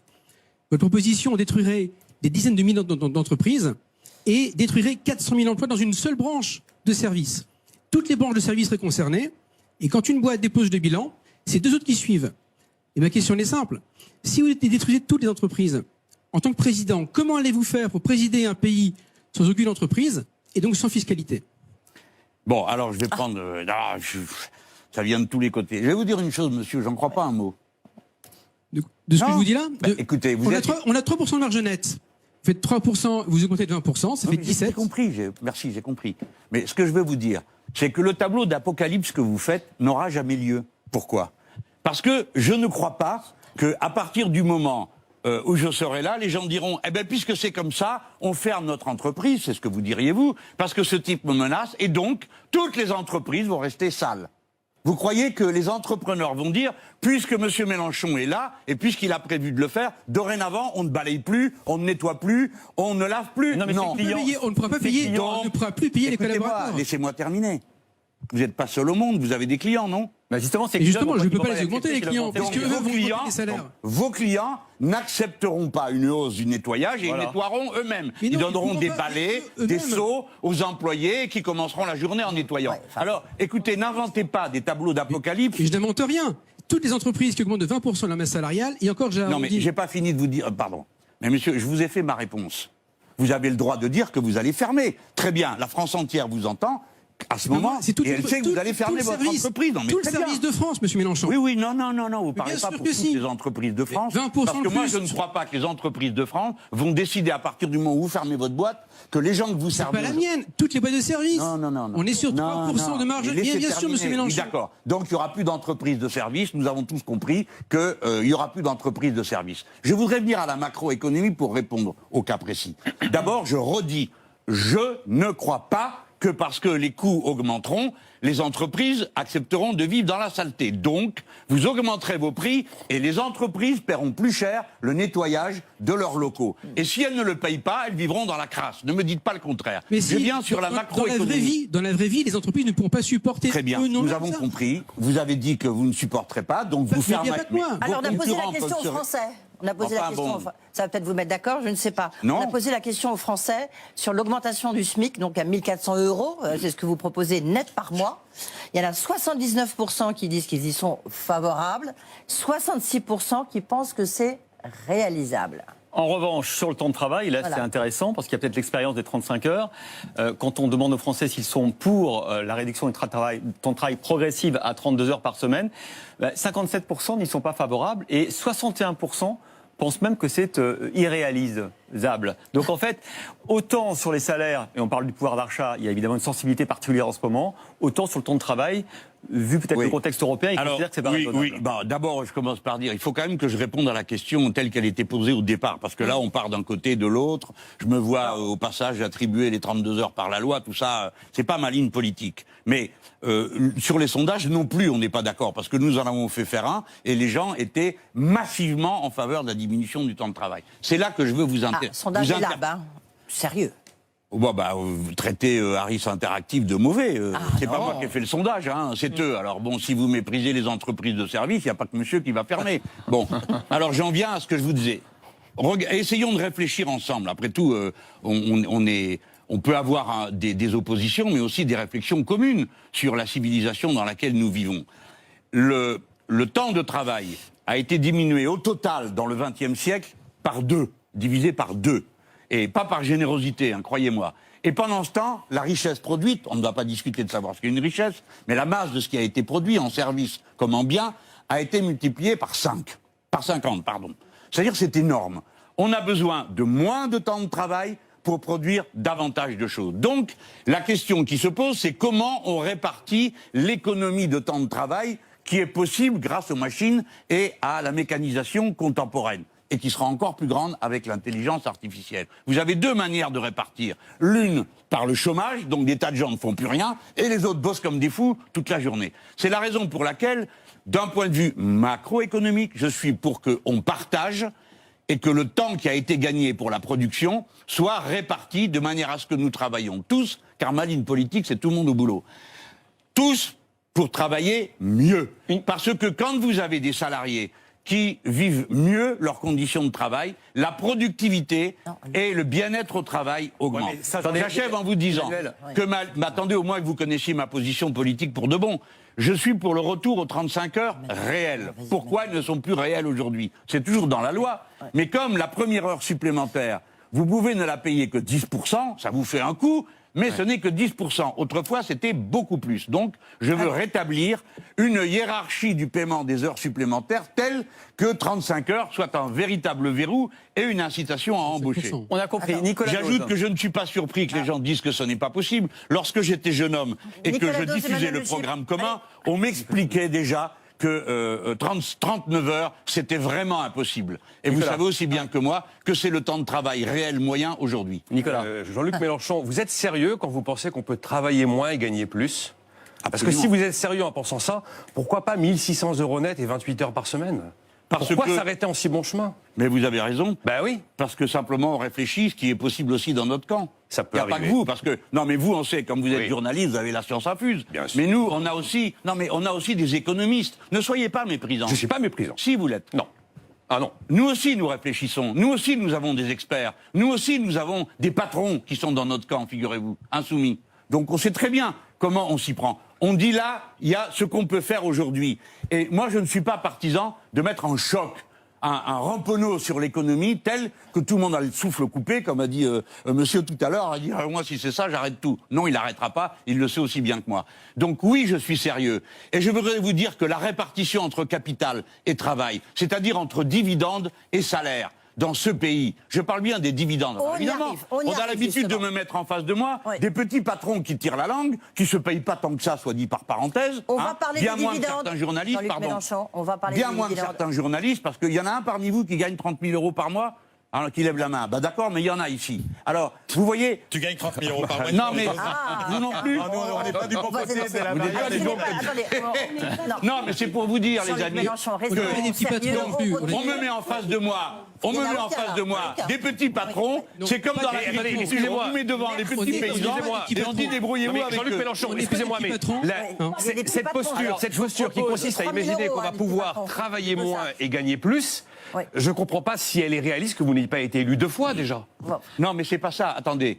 Il y a bien d'autres choses qui sont irréalistes. Par exemple, les 10 commandements, ça fait 2000 ans que ça dure et ils sont toujours pas pratiqués. Allez, on Alors fait une donc, pause et on se retrouve non, mais dans attendez. 3 minutes. Non, on est obligé. Est-ce que quand même, ça va calmer non, les mais si vous esprits, distrayez et on se- continuellement en faisant changer, on ne peut pas parler. Jean-Luc On n'a donc Mélenchon. pas pu parler du fait que la répartition entre capital et Eh ben, travail, on y vous arrive. n'en parlez pas. On va Toujours marquer bien le l'avantage temps. du Elle a jamais capital. été aussi Ah, favorable ben, aux salariés. Je veux bien qu'on en parle. Il y a de la marge. C'est la Alors suite. arrêtez de pleurer, il y a de la Monsieur marge. Dose. Je La propose part sur des salaires dans la valeur ajoutée n'a absolument pas baissé en France. Allez, on y revient. Depuis Alors, 25 ans. on va Ah ben, parler c'est du des dividendes et du 70-30 et vous capital. trouvez ça normal? Allez, on fait Les une pause. dividendes pour un tout petit nombre. Les dividendes et le salaire ne se partagent pas au même niveau de bilan de l'entreprise. On fait une pause et on se retrouve dans 3 minutes. À tout de Voilà. suite. Retour dans cette émission, donc Faire réussir la France, où pendant cette petite pause, je peux vous dire que le débat était toujours aussi chaud entre les petits patrons, les patrons. l'injure qu'a lancé Jean-Luc Mélenchon et Jean-Luc Mélenchon.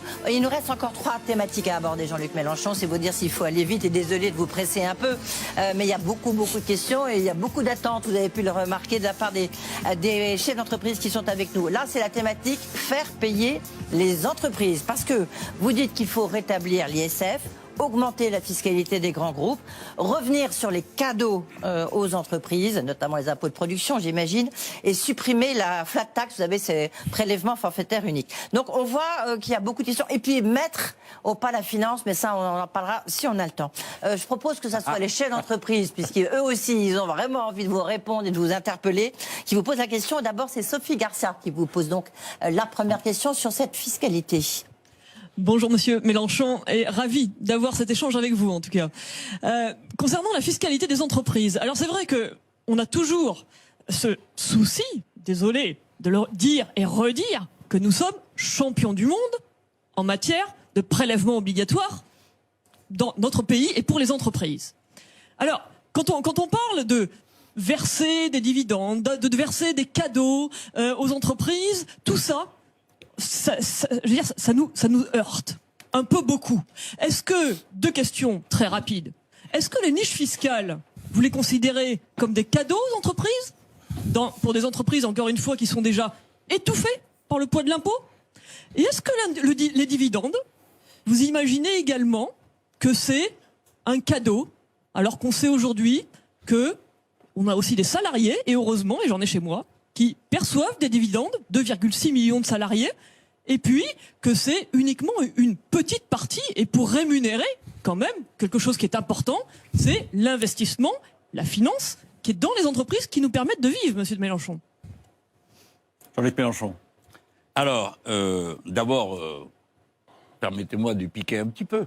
Allez-y. Vous avez évoqué les impôts sur les entreprises et vous avez cité l'ISF. Mais l'ISF n'est pas un impôt sur l'entreprise. Mais bien sûr que Mais- si, puisque Non. quand un entrepreneur cède son entreprise et qu'il va céder dans le processus de Ouais. transmission, bah, il paye l'impôt non, l'ISF. là c'est l'impôt sur l'héritage, c'est autre chose. Oui. Oui. Mais Non, l'ISF, c'est pas un impôt sur l'entreprise, c'est un impôt sur les personnes. pour les entreprises Donc, familiales, on ne mélange- pour les oui, personnes, bah, les c'est familles, ça. il y a souvent de l'ISF, vous le savez bien. Mais c'est bien ce que je vous dis. Enfin, ça a beau être familial, c'est un revenu personnel. Non, vous mélangez tout. Non, mais Ben, je peux vous dire que j'en ai connu quelques grands patrons, ils mélangeaient pas tout. Donc, si vous Ils rétablissez- mélangent pas leur capital d'entrepreneur et leur revenu personnel. Non, mais Jean-Luc Mélenchon, pour être très clair, si vous rétablissez l'ISF, vous ne rétablirez pas la partie qui porte sur le capital entrepreneurial, sur la possession d'entreprise familiale. Moi, je rétablis un impôt sur la fortune. Oui, mais est-ce que dans la fortune, il y a les parts d'entreprise que vous détenez? Mais il y a une manière de s'organiser différemment. Si vous possédez quelque chose, ça fait partie de votre capital. Enfin, quand même. Je sais pas. On impose le capital que possède à titre personnel quelqu'un. Ça va de soi. Ça s'appelle l'impôt sur la fortune. Y compris son entreprise. Mais alors... Quand vous avez un appartement, un logement, et qu'il atteint le niveau de l'impôt sur la fortune, vous le payez. Vous pouvez dire, après tout, je vis dedans, c'est pas normal. Ouais. Allons, ce qui appartient est taxé quand c'est la fortune. Voilà, c'est aussi simple que ça. Donc je rétablis l'impôt sur la fortune, qui représente 3 milliards. Ouais. C'est pas grand-chose, 3 milliards, mais je le rendrai plus progressif. Il arrivera donc à 8 milliards. Pourquoi? Parce que c'est nécessaire. Et parce qu'il faut mettre la main à la poche, parce que tout va mal. Maintenant, madame, pardon... Mais non, quoi, ça va. Pas le pauvre petit travailleur qui possède ses actions et qui le soir les compte. On n'en est pas là. On n'en est pas là. Et ne dites pas arrêtez avec les prélèvements obligatoires qui vous étranglent, parce que ces prélèvements obligatoires, c'est le revenu d'un certain nombre d'entreprises. Lorsqu'on prend de l'impôt et qu'on investit, ça donne de l'activité, et c'est les activités des entreprises. Lorsqu'un travailleur a payé des cotisations sociales, lorsqu'il tombe malade et qu'il est soigné, c'est tant mieux pour l'entreprise qui le récupère soigné. Et puis au passage, c'est tant mieux pour les producteurs de médicaments, pour les médecins qui l'ont ausculté, etc. Donc il faut arrêter avec le mythe du prélèvement. Attendez, le mythe du prélèvement de la sangsue qui prend de l'argent et ensuite le met dans le sable et ça disparaît. C'est une question de niveau. Et est-ce qu'en Allemagne, pardonnez-moi, mais est-ce qu'en Allemagne, les gens ne sont pas soignés? Est-ce qu'ils vont à leur usine avec des pistes, comme vous disiez tout à l'heure? Il me semble quand même que c'est un pays développé qui marche très bien et qui n'a pas du tout le même taux de prélèvement obligatoire. Mais, et bien sûr, pourquoi? Ce que vous appelez les prélèvements obligatoires, tout à l'heure c'était des impôts, maintenant nous voulons arriver à prélèvements obligatoires. Ça inclut donc... Non, mais ça inclut les cotisations sociales. Oui. Donc les travailleurs allemands se payent des assurances pour assumer ce qui est aujourd'hui payé par des cotisations sociales. Mais c'est le même mécanisme, sauf que ça rentre pas dans les comptes publics. Donc vous ne verrez jamais apparaître le niveau des cotisations qu'ont payé les travailleurs sur leur paye pour se payer des assurances privées, de soins, etc., etc. Alors, quand on fait comme ça, évidemment, c'est nous les pires. Pourquoi? Parce qu'on a le meilleur système de protection collective qu'on avait, le meilleur système avec le système de la sécurité sociale qui repose sur un principe socialiste extraordinaire, chacun selon ses moyens et reçoit selon ses besoins. Vous êtes très malade, vous êtes soigné, même si vous n'êtes pas très riche. Je crois que ce système-là, ça a été un des immenses avantages compétitifs de la France au niveau global, parce que ça nous a permis d'avoir une main-d'œuvre pour et ça a fabriqué des centaines de milliers de chômeurs, Jean-Luc Mélenchon, parce que le coût du travail était trop élevé. Voilà. Et puis, mais si, bien sûr que si. Écoutez, et quand vous dites que l'ISF, c'est pas grave, moi je reprends ce qu'écrit, regardez ce qu'écrit France Stratégie. Vous pouvez considérer qu'ils sont à la solde du pouvoir, j'en sais rien. France Stratégie nous dit... les réponses à ma place. Mais attendez, quand France Stratégie nous dit, quand François Hollande augmente l'impôt met sa taxe à 75%, il y a plein de patrons qui vont à l'étranger créer du boulot. Quand on baisse sa fiscalité en 2017... Ok, c'est vous l'invité ou moi?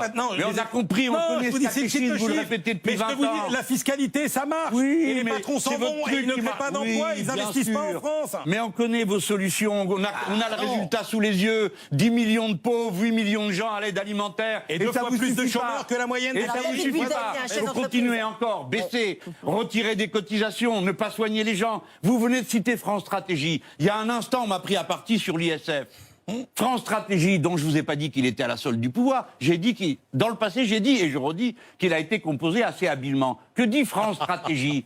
Arrêtez, mais vous riez parce que vous sentez mal. Non, pas du tout. France Stratégie, entre solde du pouvoir et composé. Non, mais attendez, monsieur, vous supportez qu'on vous réponde ou pas? France Stratégie dit qu'on n'a pas trouvé trace du rebond de la suppression de l'impôt sur la fortune dans les investissements et de la flat tax. Si c'est ce qui est écrit, il n'y a aucune preuve que tout ça ait produit quelque investissement. Pas ce qu'il dit, Jean-Luc Mélenchon. Par conséquent, ce sont des histoires. On vérifie dans les faits que l'argent est reparti dans la sphère financière et que quand on mélange l'argent qui a été distribué de cette façon, l'État s'est volontairement appauvri depuis M. Chirac. Si on fait le total de M. Chirac jusqu'à aujourd'hui, il manque 100 milliards par an dans les caisses de l'État qui étaient autrefois perçus. Est-ce que vous avez amélioré l'emploi, la productivité grâce à ces 100 milliards? Rien du tout. Un peu. Et vous n'avez qu'à regarder aujourd'hui ce qui se passe avec le CAC 40. Quand les cours de bourse s'envolent, est-ce que c'est lié à l'activité de ces entreprises? Non. C'est à l'abondance de liquidités de gens qui ne savent où le placer. Allez, David Butin, une question. Alors, je vais essayer de parler calmement. Je vais simplement vous poser une petite question concernant le crédit impôt recherche, parce que j'ai compris que c'était quelque chose que vous vouliez supprimer. Aujourd'hui, 80% de ce crédit impôt recherche permet à nos entreprises, et notamment nos PME, parce que 80% arrivent dans les PME, à être compétitives et à créer l'emploi et l'entreprise de demain. Qu'est-ce que vous proposez en le supprimant, du coup? Alors, c'est le problème ample de la recherche. D'abord, j'ai pas l'impression de ne pas vous avoir répondu calmement. Mais je veux bien le faire si vous cessez de m'interrompre tous les 2 minutes par une petite balle que vous jetez d'un côté ou de l'autre. Je pense que le sérieux d'une discussion, c'est d'entendre un raisonnement. Si vous voulez démontrer que je suis un homme de gauche irresponsable, ne vous fatiguez pas. Ça fait une génération que vous le faites. Donc c'est pas difficile. C'est pas ça le sujet. Le sujet, c'est notre civilisation est arrivée dans une impasse écologique et sociale. Qu'est-ce qu'on fait pour en sortir? Je propose des choses. Voilà, respectez mon point de vue. Alors, sur la recherche, comprenons-nous. Il y en a pour 7 milliards aujourd'hui.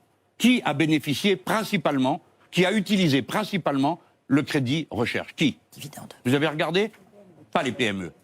La banque et la grande distribution. Mais si, mais bon. Oui, bah vous démontrerez le contraire. Moi, en attendant, j'affirme ça et je sais de quoi je parle. Par conséquent, il y a un deuxième problème qui est posé pour la recherche, qui nous interroge tous. Monsieur Pouletti, tout à l'heure, on va y revenir avec que j'ai appelé Monsieur Milliard tout à l'heure de manière exagérée, parce que c'est 1,7 milliard qu'il a et pas qu'1 milliard. Monsieur Pouletti vous expliquera pourquoi le problème ne peut pas se limiter à la recherche, comme on dit, pratique. La recherche fondamentale est indispensable. C'est de la recherche fondamentale qu'on tire ensuite les applications que d'autres cerveaux très féconds arrivent à tirer de la recherche fondamentale. Autrement dit, ce n'est pas en améliorant la bougie qu'on a trouvé l'électricité. C'est un autre domaine. Il y a des sauts qui se font. Par conséquent, pour une grande nation comme la nôtre, qui a besoin à la fois d'une main-d'œuvre hautement qualifiée et d'un haut niveau de recherche, la priorité est à la recherche fondamentale, ainsi qu'à la recherche dans les domaines qui sont abandonnés aujourd'hui, hélas, comme la recherche en sciences sociales, qui est méprisée parce qu'on dit c'est pas des sciences dures, donc c'est de la rigolade. Alors que plus que jamais, on a besoin de cette recherche. Par conséquent, voilà, je propose déjà qu'on reverse la totalité de cette somme à la recherche fondamentale et à la recherche universitaire d'une manière générale. Je suis contre le fait de s'en remettre à la grande distribution et à la banque, de faire preuve de l'inventivité dont elle a besoin, dont on a besoin dans ce pays. Non, nous en avons besoin. Et je vais terminer en montrant comment ça se passe. Quand vous avez une grande entreprise, je ne vais pas la nommer, comme ça je ne vais pas me faire d'adversaire de plus, ou en tout cas ils ne tomberont pas dessus. Des entreprises qui traitaient le médicament, les molécules qui permettent de soigner des maladies comme le blocage des aortes et des choses comme ça. J'ai connu le gars qui a trouvé ça, par hasard. Eh bien, que se passait-il?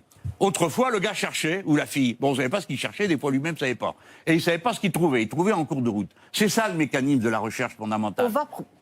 Je peux terminer. Mais non, parce qu'il y a toute une partie sur la recherche. Voilà. Mais l'utilisation de l'argent pour la recherche. Sur la fiscalité, là. C'est pour ça que je me permets de vous interrompre. Donc ça vous intéresse pas? Mais si, il y a une partie, justement. Alors, écoutez, ayez un peu de patience, posez pas des questions des tunnels et pas écouter les réponses. Alors, prenons l'exemple de la recherche. Je me rappelle d'un groupe d'amis qui travaillent dans un laboratoire de recherche. Plusieurs avaient des projets. L'un, c'était pour que les cheveux blancs ne deviennent pas jaunes. D'accord? Avec les produits. Mais ça existe, figurez-vous. Et puis à l'autre bout, il y avait un gars qui cherchait une molécule un peu plus compliquée, je vous passe ce qu'il cherchait. La question qui leur a été posée, c'est combien de temps il faut pour la mise sur le marché? La réponse a été que pour les cheveux blancs qui devenaient jaunes, en 2 ans, on y arrivait. L'autre, il n'était pas sûr d'y arriver en 5 ans. Alors on lui a dit, écoutez, non, on prend d'abord ce qui va aller sur le marché le plus vite. Et c'est la raison pour laquelle vous avez besoin d'avoir des monsieur Pouletti, entre autres, qui eux sont là, la truffe au vent, et qui flairent, mais oui, qui disent, là il y a quelque chose à faire, là il y a quelque chose à faire, il ne faut pas laisser les choses à l'abandon comme ça. Avec de l'argent qu'ils lèvent auprès d'investisseurs privés, il vous l'expliquera tout à l'heure. Et alors? On va revenir. Non, donc c'est juste pour le plaisir de la recherche fondamentale, plus derrière de l'argent privé pour investir et prendre des risques. Oui, mais attends, alors, il est incroyable. Ai-je dit à un quelconque moment que je ne voulais pas de l'argent privé pour financer des innovations? Ça va mieux en le disant? Non, mais ça va pas mieux en le disant, parce que je trouve qu'ici, je représente à moi tout seul beaucoup de choses. Premièrement, un point de vue économique spécial, et en même temps, le monde du travail. Bon, alors, je vous prie d'entendre ce qu'on vous dit. Écoutez-nous. Écoutez-nous, du travail, non, mais il est le aussi monde là, des travailleurs, j'ai compris, le petit patronat n'est pas un petit patronat, est un patronat, il représente tout le monde. Mais pour ce qui me concerne, écoutez-moi, nous vous proposons une idée, une vision des choses. Monsieur, je suis sûr que si on parlait tous les deux, vous seriez d'accord pour me dire que la recherche fondamentale, c'est fondamentalement important. Bien sûr. Et qu'on en a besoin d'une recherche académique. Et que c'est un métier de faire passer du fondamental au pratique. C'est un métier, c'est une activité. Mais on a d'abord besoin que le fondamental ait fait son travail. Et que nous avons le devoir, comme intellectuels, comme responsables politiques, de dire on accepte l'idée qu'au départ, on ne sait pas combien de temps ça va prendre, ni même si le gars ou la fille va trouver quelque chose. Voilà ce que j'essaye de vous dire. Donc je ne suis pas d'accord pour que l'argent public qui doit aller à la recherche aille ailleurs que là où c'est son rôle, c'est-à-dire dans les centres de recherche publics, puisqu'on les a créés pour ça. On va pas. Ce qui est dommage quand même, c'est qu'on enlève ce crédit impôt recherche qui finance 30% à peu près de la recherche et développement des PME, des startups, et je suis tout à fait d'accord avec vous sur la recherche fondamentale. Mais l'un ne va pas sans l'autre, parce que pendant qu'il y a de la recherche fondamentale, on a des startups, on a des petites boîtes qui ont des idées formidables et qui se servent de ce crédit impôt recherche pour le faire maintenant. Et il faut également travailler avec pour le faire, le public. Pardon madame, vous venez de dire pour le faire, pas pour le trouver. Pour le trouver. Qui est-ce qui a trouvé? Pour le trouver également, bien bon entendu. Les brevets sortent également de ces startups. Mais Jean-Luc Ce n'est Mélenchon, pas que la juste recherche fondamentale. un paradoxe, parce que vous qui ne comptez pas les milliards, puisque vous dites qu'effectivement on peut s'endetter facilement. Non, mais attendez, il faudra pourquoi qu'il vous réponde, enquiquinez les patrons pour 6 ou 7 milliards de crédits impôt recherche? Parce que je dois gérer l'État. Et que l'argent ne peut pas servir plusieurs fois. Cet argent-là, autrefois, il allait où? Vous avez vu dans quel état sont nos centres de recherche? Vous avez vu la paperasse et la bureaucratie qui règnent là-dedans? Sous prétexte de contrôler, d'appeler à projet. Les gens passent plus de temps à faire de la paperasse qu'à chercher. Moi, j'en ai assez de ça. Le nombre de mes amis qui sont des chercheurs, que je vois clouer le tiers de leur temps à remplir ces papiers et à pas savoir si d'une étape à l'autre, ils auront les financements. Il y en a marre, comprenez-le. Donc l'argent public qui va à la recherche doit d'abord aller à la recherche publique, non? On va voir ce que pensent les Français et on va revenir sur la question justement avec Monsieur Poletti en dernière partie sur est-ce qu'il faut une recherche privée, une recherche publique? Est-ce qu'on peut faire le lien entre les deux? Est-ce que ça peut nous emmener sur Mars? Est-ce que ça peut nous emmener sur la Lune? En tous les cas, sur l'importance de cette recherche. On peut peut-être par dire un mot quand même du sondage. On va revenir sur vos propositions. Et vous allez être content, Jean-Luc Mélenchon, parce que pour le coup, sur le versement, l'interdiction de versement des dividendes aux actionnaires dans les entreprises qui ont recours à des licenciements économiques, 79% des Français y sont favorables. Et 2 Français sur 3 estiment que c'est réalisable d'interdire le versement de dividendes dans ces cas-là. Pareil sur le rétablissement de l'impôt sur la fortune, de solidarité sur la fortune. 3 Français sur 4 y sont favorables et 3 Français sur 4 pensent que c'est possible. Bon, tant mieux. Ça fait avancer la cause. Le reste, on était sur le rôle de l'État ou Non, on est toujours sur la fiscalité des entreprises. On a passé sur la retraite. Je m'attendais à ce que vous me preniez à partie. Tant mieux, je suis pour la retraite à 60 ans, à taux plein, et je suis pour... On y arrive. C'est maintenant. C'est formidable, vous faites même les transitions. On va vous embaucher, Jean-Luc Mélenchon. Non. Alors, l'État peut-il encore se permettre... Je ne suis pas louable. L'État peut-il encore se permettre de grossir? Peut-on être plus généreux sur les retraites, embaucher davantage de fonctionnaires, sans mettre en péril les finances de l'État? C'est la question que vous posiez tout à l'heure, Emmanuel Le Chypre. Vous le pensez? Et voici donc vos propositions. Le retour à la retraite à 60 ans, la revalorisation des pensions au niveau du SMIC, la création d'un pôle public du médicament, l'embauche de professeurs et de fonctionnaires et le rachat de la dette publique par la Banque Centrale Européenne. Ils sont habitués à faire des comptes et à maintenir leur entreprise à flot. Ils vous questionnent donc sur ce volet de votre programme et on va commencer par Yann Orphin. Monsieur Mélenchon, vous parlez des retraites à l'instant. Et donc le comité d'organisation des retraites et les cours des comptes, dans leur rapport respectif de 2021, indique qu'il faut poursuivre l'effort de réduction du déficit public lié à la retraite. Parce qu'en effet, il représente 14% du PIB aujourd'hui, alors que dans l'OCDE, on est à 8% en moyenne, et en Allemagne, on est à 10%. Il n'y a pas 50 solutions, finalement, dans ce que vous proposez. Pour réduire la retraite à 60 ans, soit vous baissez les pensions et vous augmentez la pauvreté, soit vous augmentez les charges, et en augmentant les charges, vous ne pouvez pas avoir un SMIC qui est aussi élevé. Ou alors, il faut doubler finalement les salaires, et on augmente encore plus le niveau de prélèvement social. Et nous, on propose une retraite à 64 ans, pour qu'elle puisse répondre aussi à une de vos propositions. Parce qu'en étant 64 ans, on baisse le déficit public, Et en baissant le déficit public, on peut baisser les charges. Et en baissant les charges, on augmente de ce fait le salaire net, ce qui répond à une de vos problématiques. Bon, comme vous l'imaginez, je ne suis pas d'accord avec ce que vous dites. Parlons d'abord de financement. Quoique pour ma part, je reste à la vieille règle qui est de dire quand on a un budget, il est global et on n'affecte pas les dépenses. Mais j'accepte qu'on en discute pour qu'on parle du surcoût, d'accord ? Je pourrais vous dire, la retraite à 60 ans et à 40 annuités, on la règle. On n'a qu'à mettre les salaires des femmes au niveau de ceux des hommes. Et les cotisations sociales supplémentaires payent la différence. Mais je sais que vous le contesterez, que vous le discuterez, que c'est pas vrai, que ci, que là. Bon, donc une autre solution ? Oui, il y en a une autre. 1 million d'emplois de plus. S'il y a 1 million d'emplois de plus, on finance la retraite à 60 ans en 40 annuités.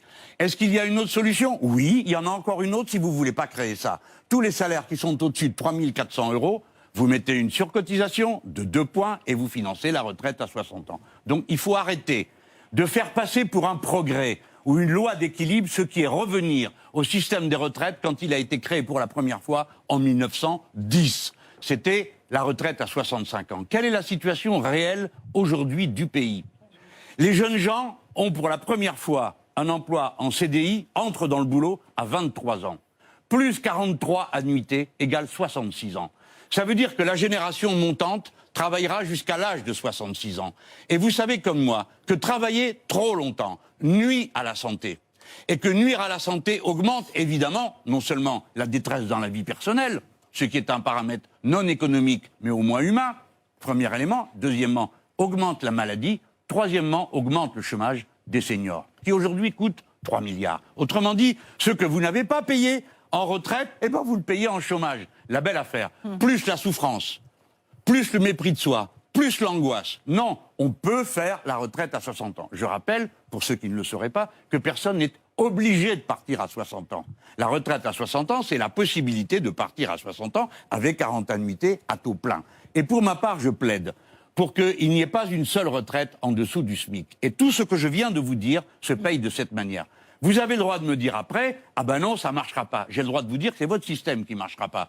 Parce que quand vous aurez mis la retraite à 64 ans, vous aurez des légions de gens qui seront au chômage et on devra payer au chômage. Et déjà, vous avez inventé, pas vous, pardon, le gouvernement a inventé un système pour rendre encore plus difficile l'accès à l'indemnisation du chômage. Vous le savez comme moi, il y a 1,5 million de gens qui vont perdre jusqu'à 40% de leurs revenus. Alors, assez de souffrance. Essayez d'imaginer une fois quelque chose qui est mieux. C'est-à-dire quelque chose qui est mieux que ce qu'on a. Vous êtes capable, après tout, dans vos métiers, vous l'avez trouvé. Donc on peut trouver pour la société des solutions qui fassent qu'on vit mieux. Le bien-être de la vie, vous comprenez ? La beauté de la vie, ça compte ces choses-là. Alors arrêtez d'inventer des trucs barbares. La retraite à 64 ans, que vous êtes là tout malade. Vous avez envie d'être servi par quelqu'un à table dans un restaurant de plus de 60 ans ? Vous avez envie de ça ? Ça vous fait pas honte quand vous voyez des cheveux blancs en train de faire un travail pénible ? Écoutez, je suis allé dans des pays où il n'y a pas de retraite avant l'âge de 67, 68 ans. J'ai vu des gens porter des sacs. D'accord ? J'en étais malade à pleurer de voir ça. C'est ça la vie qu'on va faire. Regardez un pays comme les États-Unis d'Amérique. Voyez le nombre de gens et la misère qui s'impose à eux dans le grand âge. Ce n'est pas normal. Essayez d'inventer un monde meilleur. Pas juste des comptes meilleurs, un monde meilleur. Les Français, en tout cas, ça va dans votre sens, Jean-Luc Mélenchon, toujours dans le sondage ELAB que nous avons fait. Il y a 65% des Français qui sont favorables à la retraite à 60 ans. Un petit peu moins, on va trouver que c'est réaliste, ils ne sont que 55%. Donc on voit, c'est quand même un thème important pour les Français. Mais dites donc, ça a bien changé, hein, parce que quand j'étais gamin, puis que j'allais avec mon programme commun, et qu'on disait aux gens la retraite à 60 ans, ils disaient « Oh, c'est bien, vous êtes jeunes, vous y croyez, mais ça ne sera pas pour nous. » Et pourtant, on l'a fait, hein, et on n'a pas ruiné le pays. Allez, Sophie Garcia. On a... Et sur l'autre thématique. Pardon. Non, mais quand même, on n'a pas... on se retrouve sur une chose, et je suis assez contente, c'est que la solution, c'est de créer 1 million d'emplois. Il me semble qu'on l'a fait, effectivement. Ouais. Et si vous dites que, effectivement, c'est la solution pour la suite, on est d'accord là-dessus. À part que, c'est peut-être... On ne sait pas exactement comment ça va se passer, et on sait bien aujourd'hui qu'il n'y a pas 36 façons. C'est de régler cette histoire de retraite, c'est soit de augmenter les cotisations, on est déjà très haut, soit de augmenter l'âge de la retraite et vous y êtes pas favorable, soit de baisser les pensions pas sûr, ni vous ni moi, qu'on y soit favorable d'ailleurs. Donc il y a quand même une équation mathématique, et là, on va pas se retrouver là-dessus. Mais sur le 1 million d'emplois, on se retrouve. Et payer les femmes autant que les hommes. On se retrouve aussi. Et deux trucs, il m'en reste une, c'est la cotisation à 2 points de plus.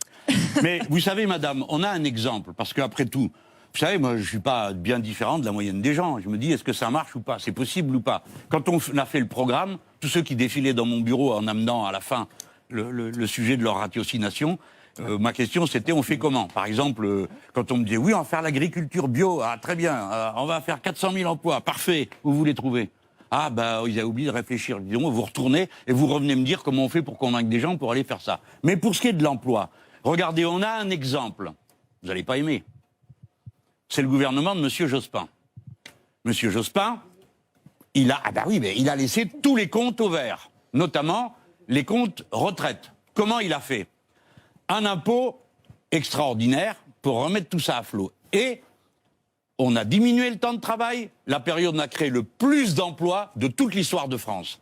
Et deuxièmement, on a créé 350 000 emplois jeunes. J'ai l'intention de faire pareil. Pourquoi? Parce que vous donnez un avenir à nos jeunes de 5 ans. Tu peux préparer l'examen, tu peux monter ton couple, tu peux louer ton appartement, tu peux... Blablabla. Bref, la vie.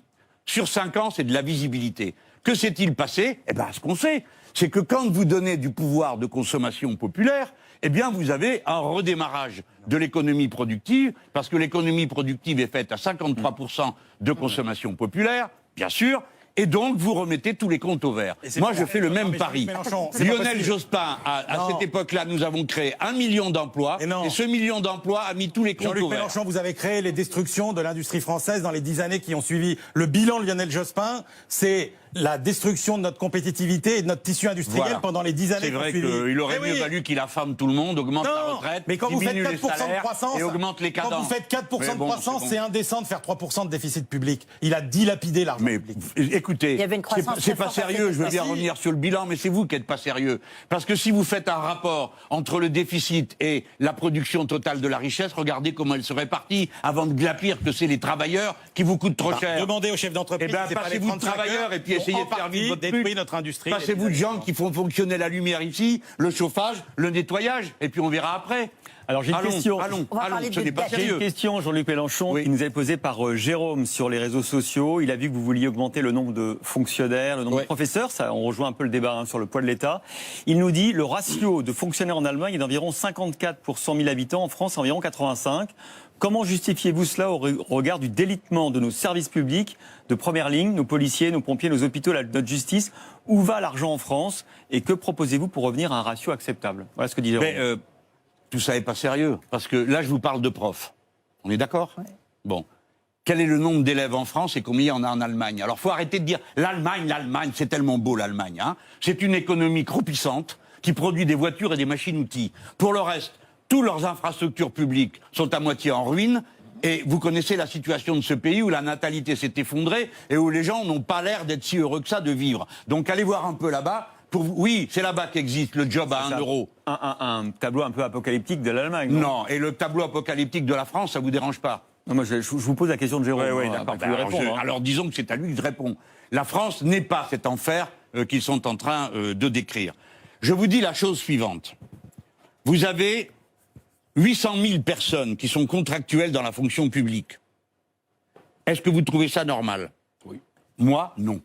Je ne trouve pas normal que chaque mois de juin, un professeur se demande s'il va avoir du travail à la rentrée. C'est le cas des 21 millions de salariés dans le privé. Par conséquent, je suis pour les titulariser, les 800 000. Ça vous plaît pas? Mais si je suis élu, je le ferai.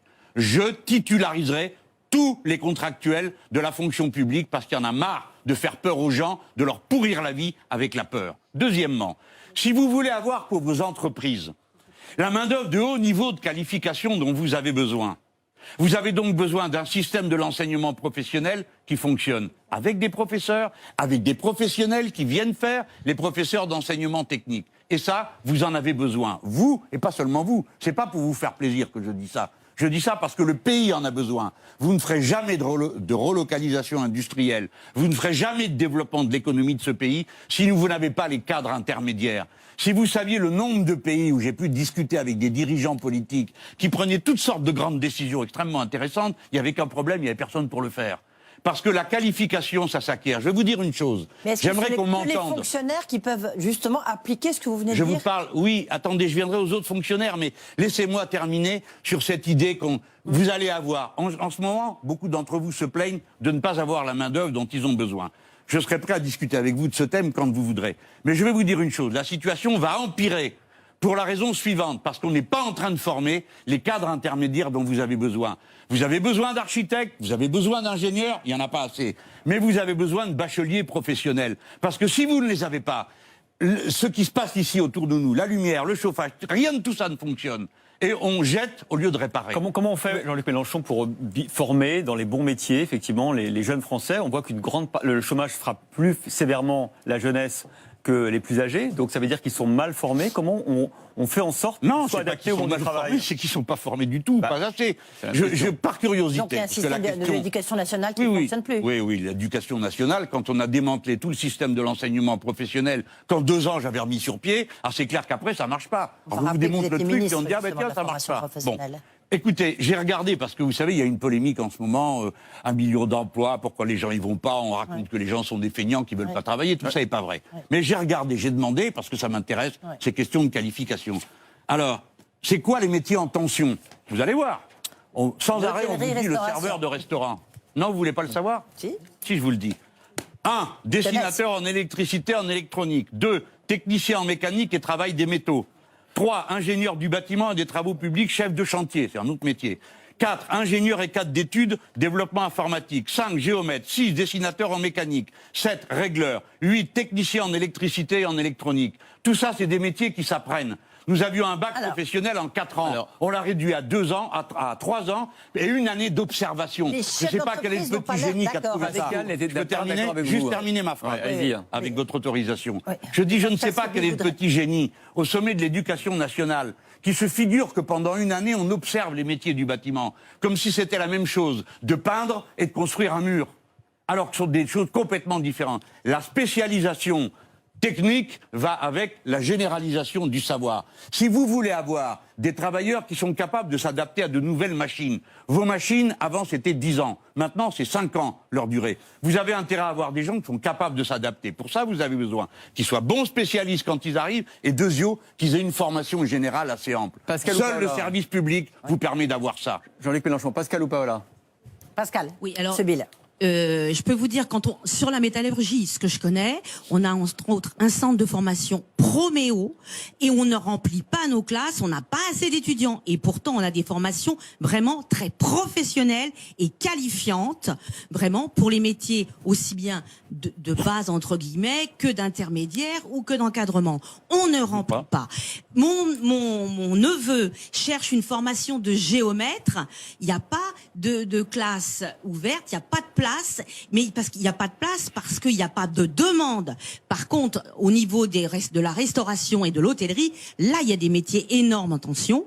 Et il y a aussi, parce que moi je reviens sur les pays, sur le travail des seniors entre guillemets, nous recrutons actuellement en métallurgie mais dans d'autres métiers.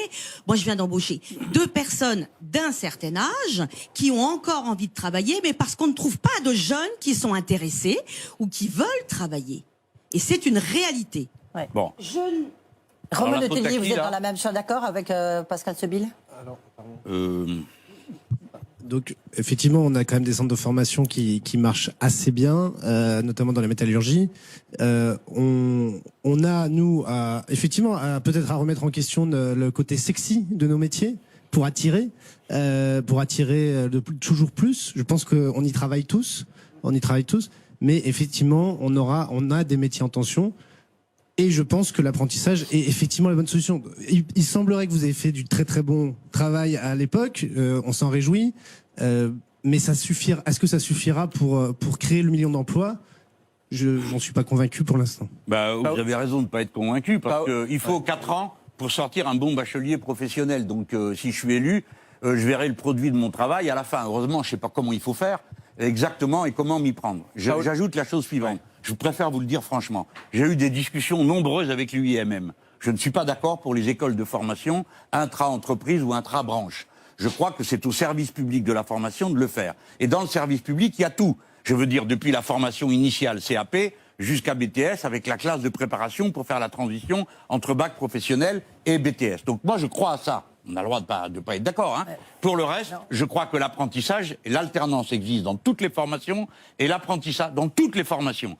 Les diplômes du service public sont convenus avec le patronat, donc il ne peut pas dire que c'est pas des bons diplômes. Bref, nous avons tous les outils en main. Il faut arrêter de démanteler le service public de l'enseignement professionnel, parce que l'offre joue un grand rôle, madame.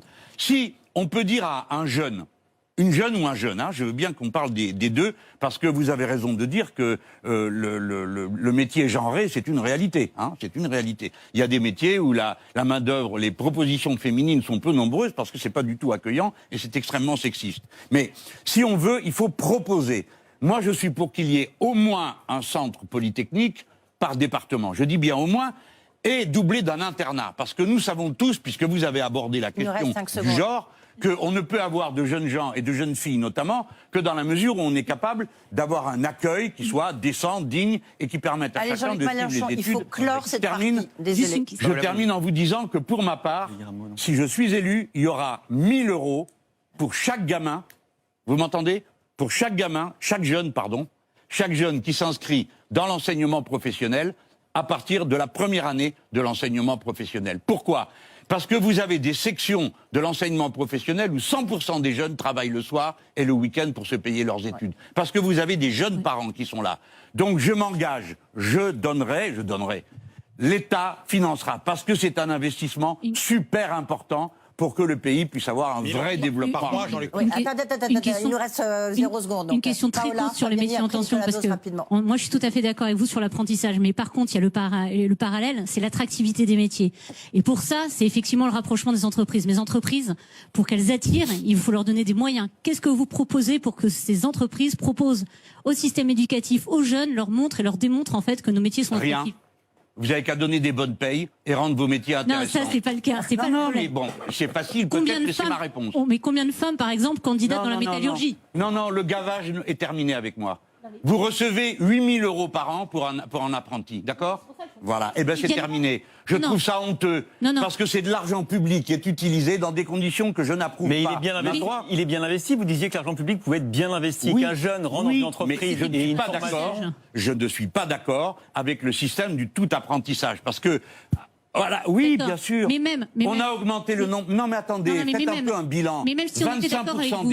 Écoutez, madame. Attendez, mais juste la question, même imaginons qu'on soit d'accord avec vous sur l'argent. La problématique, c'est que moi, dans certains domaines, je passe des annonces pour des apprentis, je n'ai même pas de réponse. C'est pas une question de la subvention, pas la subvention. Il y a qu'à les forcer, non? Qu'est-ce que vous en pensez? Non, je pense qu'il y a un rapprochement à faire. Comment on attire au métier?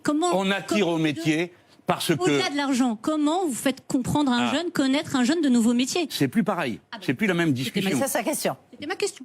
Non, mais je vous comprends, madame. Vous savez que je me suis torturé le cerveau pour trouver la réponse il y a un temps, parce qu'on en manquait partout et de tout. Dès que vous avez un tout petit peu de reprise de l'activité, c'est toujours pareil dans ce pays, ça se bloque partout. Parce que d'une part, bon, il y a tout ce que vous connaissez sur les chaînes de production qui se bloquent, et puis il n'y a pas les gens. Donc tout d'un coup, on découvre qu'on n'a pas le personnel formé, et les mêmes qui la veille étaient prêts à s'en passer, tout d'un coup pleurent pour en avoir. Donc il y a une manière de mettre en scène, d'abord, permettez-moi de vous dire que je considère que la paye, c'est un élément d'attractivité extrêmement sérieux. Mais c'est pas tout. Deuxième élément, attendez. Oui, non, mais si vous proposez un apprentissage, vous ne posez pas la question de savoir pourquoi 25% des apprentis fichent le camp au bout de 3 mois? Posez-vous la question. Non, il reste. Allez, il reste. Alors, comme chez vous, il reste, le reste des problèmes n'existe pas. Est-ce que les problèmes existent ou pas, madame? Comment on les fait venir pour qu'ils restent? Désolé, Paola Fabiani. Demandez-vous pourquoi ils s'en vont. On doit conclure, Jean-Luc Mélenchon, désolé. Mais pas dans votre entreprise. Donc, à part votre entreprise, le reste du monde peut s'écrouler, c'est ça? Non. On va parler de recherche. Donc, vous êtes obligé, quand vous êtes un responsable politique comme moi, de vous poser la question. La paye et les conditions de travail. Si vous mettez, comme monsieur, dans les emplois de service, que vous avez des amplitudes de journée qui sont incroyables, que vous mettez des jeunes gens que vous confrontez à ce métier-là, mais j'en veux pas. Alors après, madame, il y a un autre aspect, je sais qu'on n'aura pas le temps, donc on n'en parlera pas, mais quand même. Il faut qu'on arrête. Je suis désolée, vous allez continuer après la. Vous avez regardé la télévision une fois? À la télévision, on voit 60% des gens qu'on voit dans toutes les séries, c'est des cadres. Allez, Nicolas Dose. 2%, c'est des ouvriers. Allez, Nicolas. Nicolas Non, Dose. non, vais pas aller dans vite. votre entreprise. Je vais aller vite. d'accord, tout le monde se Je peux regarde. pas reprendre À part votre entreprise. Ouais. Nicolas. Je peux pas reprendre l'intégralité de tout Non. ce qu'on s'est dit depuis le début. Ah sur bah la... non. Bon, on a le droit d'être d'un avis différent, donc je suis d'un avis opposé au vôtre, à peu près sur tout ce que vous avez dit. Vous en doutez, oui, figurez-vous. Hein. j'imagine. Bon, d'abord, sur les années Jospin, il y avait 3-4% de croissance. Tout ce qui a été possible à cette époque-là, on avait 3-4% de croissance et on a injecté 12 milliards d'euros par an tous les ans pour éviter qu'avec les 35 heures, toutes les entreprises aillent au tapis. Donc c'est pour ça qu'on a eu des créations d'emplois. Vous avez raison, le pays. Ah oui. Si on les... Tous les comptes sociaux si on ont été avait... au vert. On a créé 1 million d'emplois. Non, Et tout ce que vous trouvez à dire, c'est que c'était la ruine. On comprend que c'est un monde qui ne plaisait pas. On n'aurait pas mis 12 milliards d'allègements de cotisations par an, il n'y avait pas les créations d'emplois. Voilà. Parce qu'avec les 35 heures, on avait tout laminé. Maintenant, sur l'histoire de la retraite, évidemment, je ne suis pas favorable à ce que vous expliquez, parce qu'on a le taux d'emploi le plus bas des pays de l'OCDE, et nous sommes le pays qui, par habitant, travaille le moins d'heures des pays de l'OCDE. Par habitant. Le temps de travail par habitant. Vous avez raison, il faudrait faire travailler les enfants et les vieillards. Non. Comment ça se fait? Quand on est le plus bas, on a une marge de manœuvre. Ma question est, est-ce que vous savez où votre programme nous conduit en termes de dépenses sur PIB et de prélèvements obligatoires sur la richesse? Qu'est-ce que vous me demandez? Eh ben, je vous demande quel est le pourcentage de dépenses publiques de votre programme par rapport à la richesse française. Il est bien. Il est bien. Voilà. Et Combien? le pourcentage de prélèvements obligatoires par rapport à la richesse française. Mais écoutez, je ne répondrai pas à votre question. C'est dommage. Oui. Eh bien tant pis, il faudra vous en passer. Parce que vous allez fixer, vous, un seuil. Non. Écoutez-moi, même si on prenait 100% de tout ce qui se produit, de tout ce qui s'achète et de tout ce qui se vend, il y aurait une circulation monétaire et il y aurait une circulation économique et on reviendrait à un marché avec de la demande dans tel secteur et pas dans tel autre. Alors il faut arrêter de faire croire que ce que vous appelez les prélèvements obligatoires serait une espèce de ponction de sangsue qui prend l'argent et ensuite l'enterre dans le sable. Donc non, tout ce qui est pris, on retourne dans le Mélenchon, circuit. vous assumez Si vous enlevez l'État, si vous enlevez l'investissement public, vous tirerez la langue jusqu'à par terre et vous n'aurez pas d'activité économique. Personne ne va enlever l'investissement. Je voulais juste connaître quel était le poids de votre programme en termes de dépenses et de prélèvements. Attendez, il y aura une soirée chiffrage, c'est ça votre C'est ça, vous assumez votre angoisse. Ouais. Ah, Bon. non. Oui, non, mais on Pas a fait une angoisse. fois 5 heures d'émission avec le chiffrage. On recommencera. Mais moi, ce que j'essaye de vous expliquer, c'est le concept macroéconomique. Et je n'aime pas toutes les questions qui ont l'air de dire qu'il y aurait un taux, une ampleur maximum de prélèvements, parce que ça Jean-Luc n'existe Mélenchon, pas. on vous Ça propose qu'on n'existe parle pas. d'espace et de tech. C'est la dernière partie. Ah ben vous voyez, Ah oui, vous surtout, voyez. vite, passons Là à j'ai le droit de vous l'espace, interrompre là. c'est La une dernière passion. partie, en tous les cas, Comme de le cette bois. émission, la France a tout pour réussir, la réussite de la France. Elon Musk, Jeff Bezos, tous ces héros de la tech ils ne rêvent que de nouvelles frontières. Ils veulent aller sur la Lune, ils veulent aller sur Mars, ils veulent aller faire du tourisme spatial. Vous nous direz si vous avez éventuellement les mêmes rêves. Vous dites qu'il faut, sur la technologie, c'est un point important, vous dites qu'il faut couvrir l'ensemble du pays en très haut débit, il faut héberger les données publiques en France, il faut faire de l'espace un levier de la puissance française et de la technologie française. Ouais. Alors justement, il y a ce fameux Monsieur Milliard, Milliard 7, qui est là, qui vous écoute depuis le début de cette Monsieur émission. Pouletti, appelez-le C'est par son nom, vraiment quand même. une des références dans tout ce qui est la tech française. Donc, je propose que vous laissiez lui expliquer le rôle du privé, du public, et qu'il n'y a pas que le public peut-être. La tech et surtout les biotech, on rappellera que notamment vous avez investi dans Carmat. Expliquez-moi, parce que je comme suis dit heureux de Mme Chevillon, vous constater- savez... Je suis heureux de constater que vous et moi, on partage une conviction, c'est que la science et la recherche de très haut niveau peuvent être à la source d'innovations radicales qui permettront de résoudre bien des problèmes sur la santé de la planète et la santé des hommes. Et pour ce faire, il faut de la recherche universitaire, il faut des hommes, des chercheurs, des ingénieurs, beaucoup d'argent, il faut des brevets.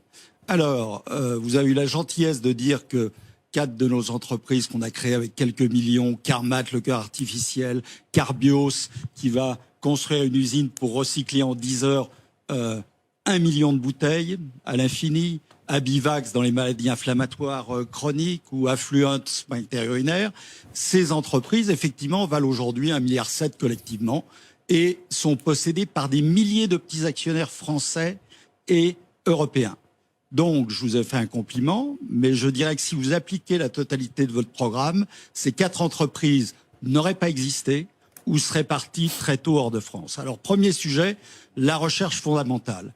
Là, vous avez raison de dire qu'une grosse partie du crédit pour recherche va aux grandes entreprises. Une majorité des petites entreprises déposent un dossier, une majorité du volume va à des grandes entreprises. Donc il ne faut pas être manichéen à dire on met tout dans la recherche fondamentale.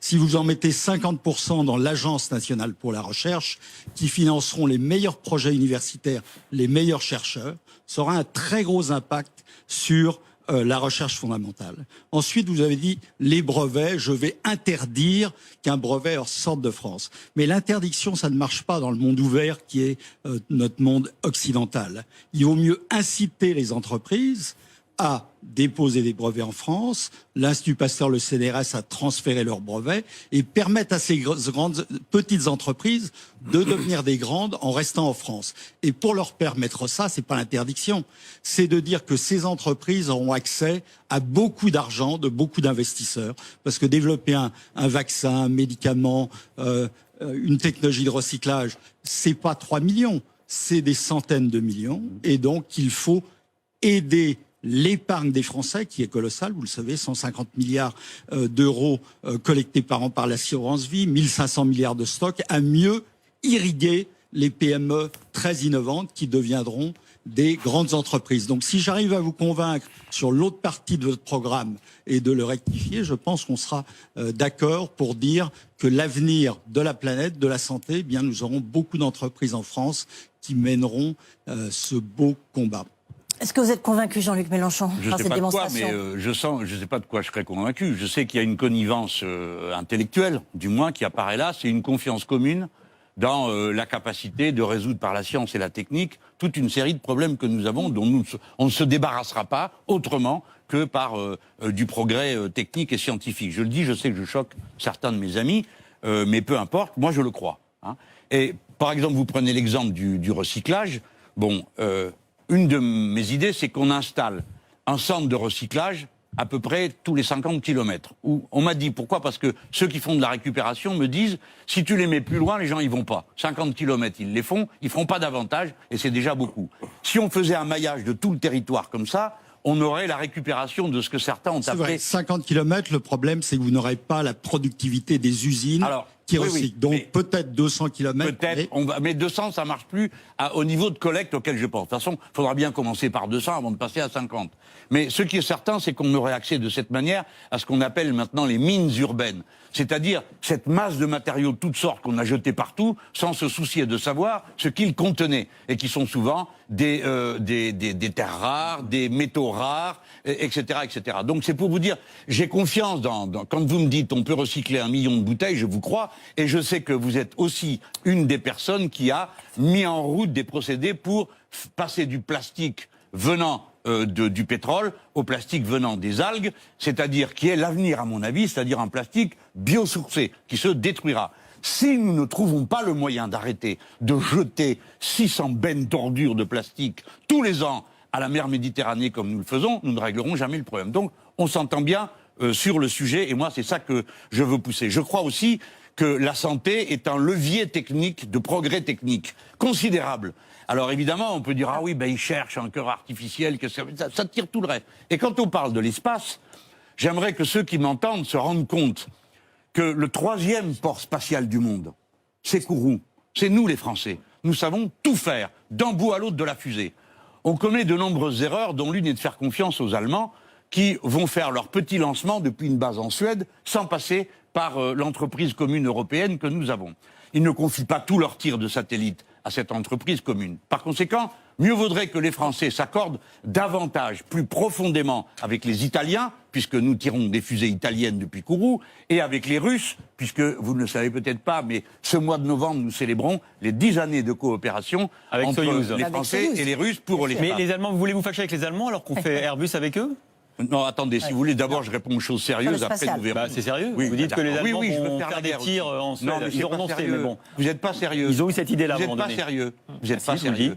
Moi, je vous réponds que quand vous avez une entreprise européenne commune qui dépense de l'argent pour faire des fusées, à un moment où il y a une compétition avec les États-Unis d'Amérique, alors il faut que les Allemands qui participent à cette entreprise ne se contentent pas de prendre le moteur du 2e étage pour le fabriquer chez eux, mais fassent les tirs avec les fusées françaises. Voilà ce qui est sérieux. On leur a tapé sur les doigts, ils ont renoncé, vous savez, maintenant, à faire leur petit lanceur. Oui. Mais ils avaient cette idée. Non, il n'y avait pas que cette idée, il y a une base en Suède qui existe. Alors, donc, écoutez, respectez le point de vue des autres.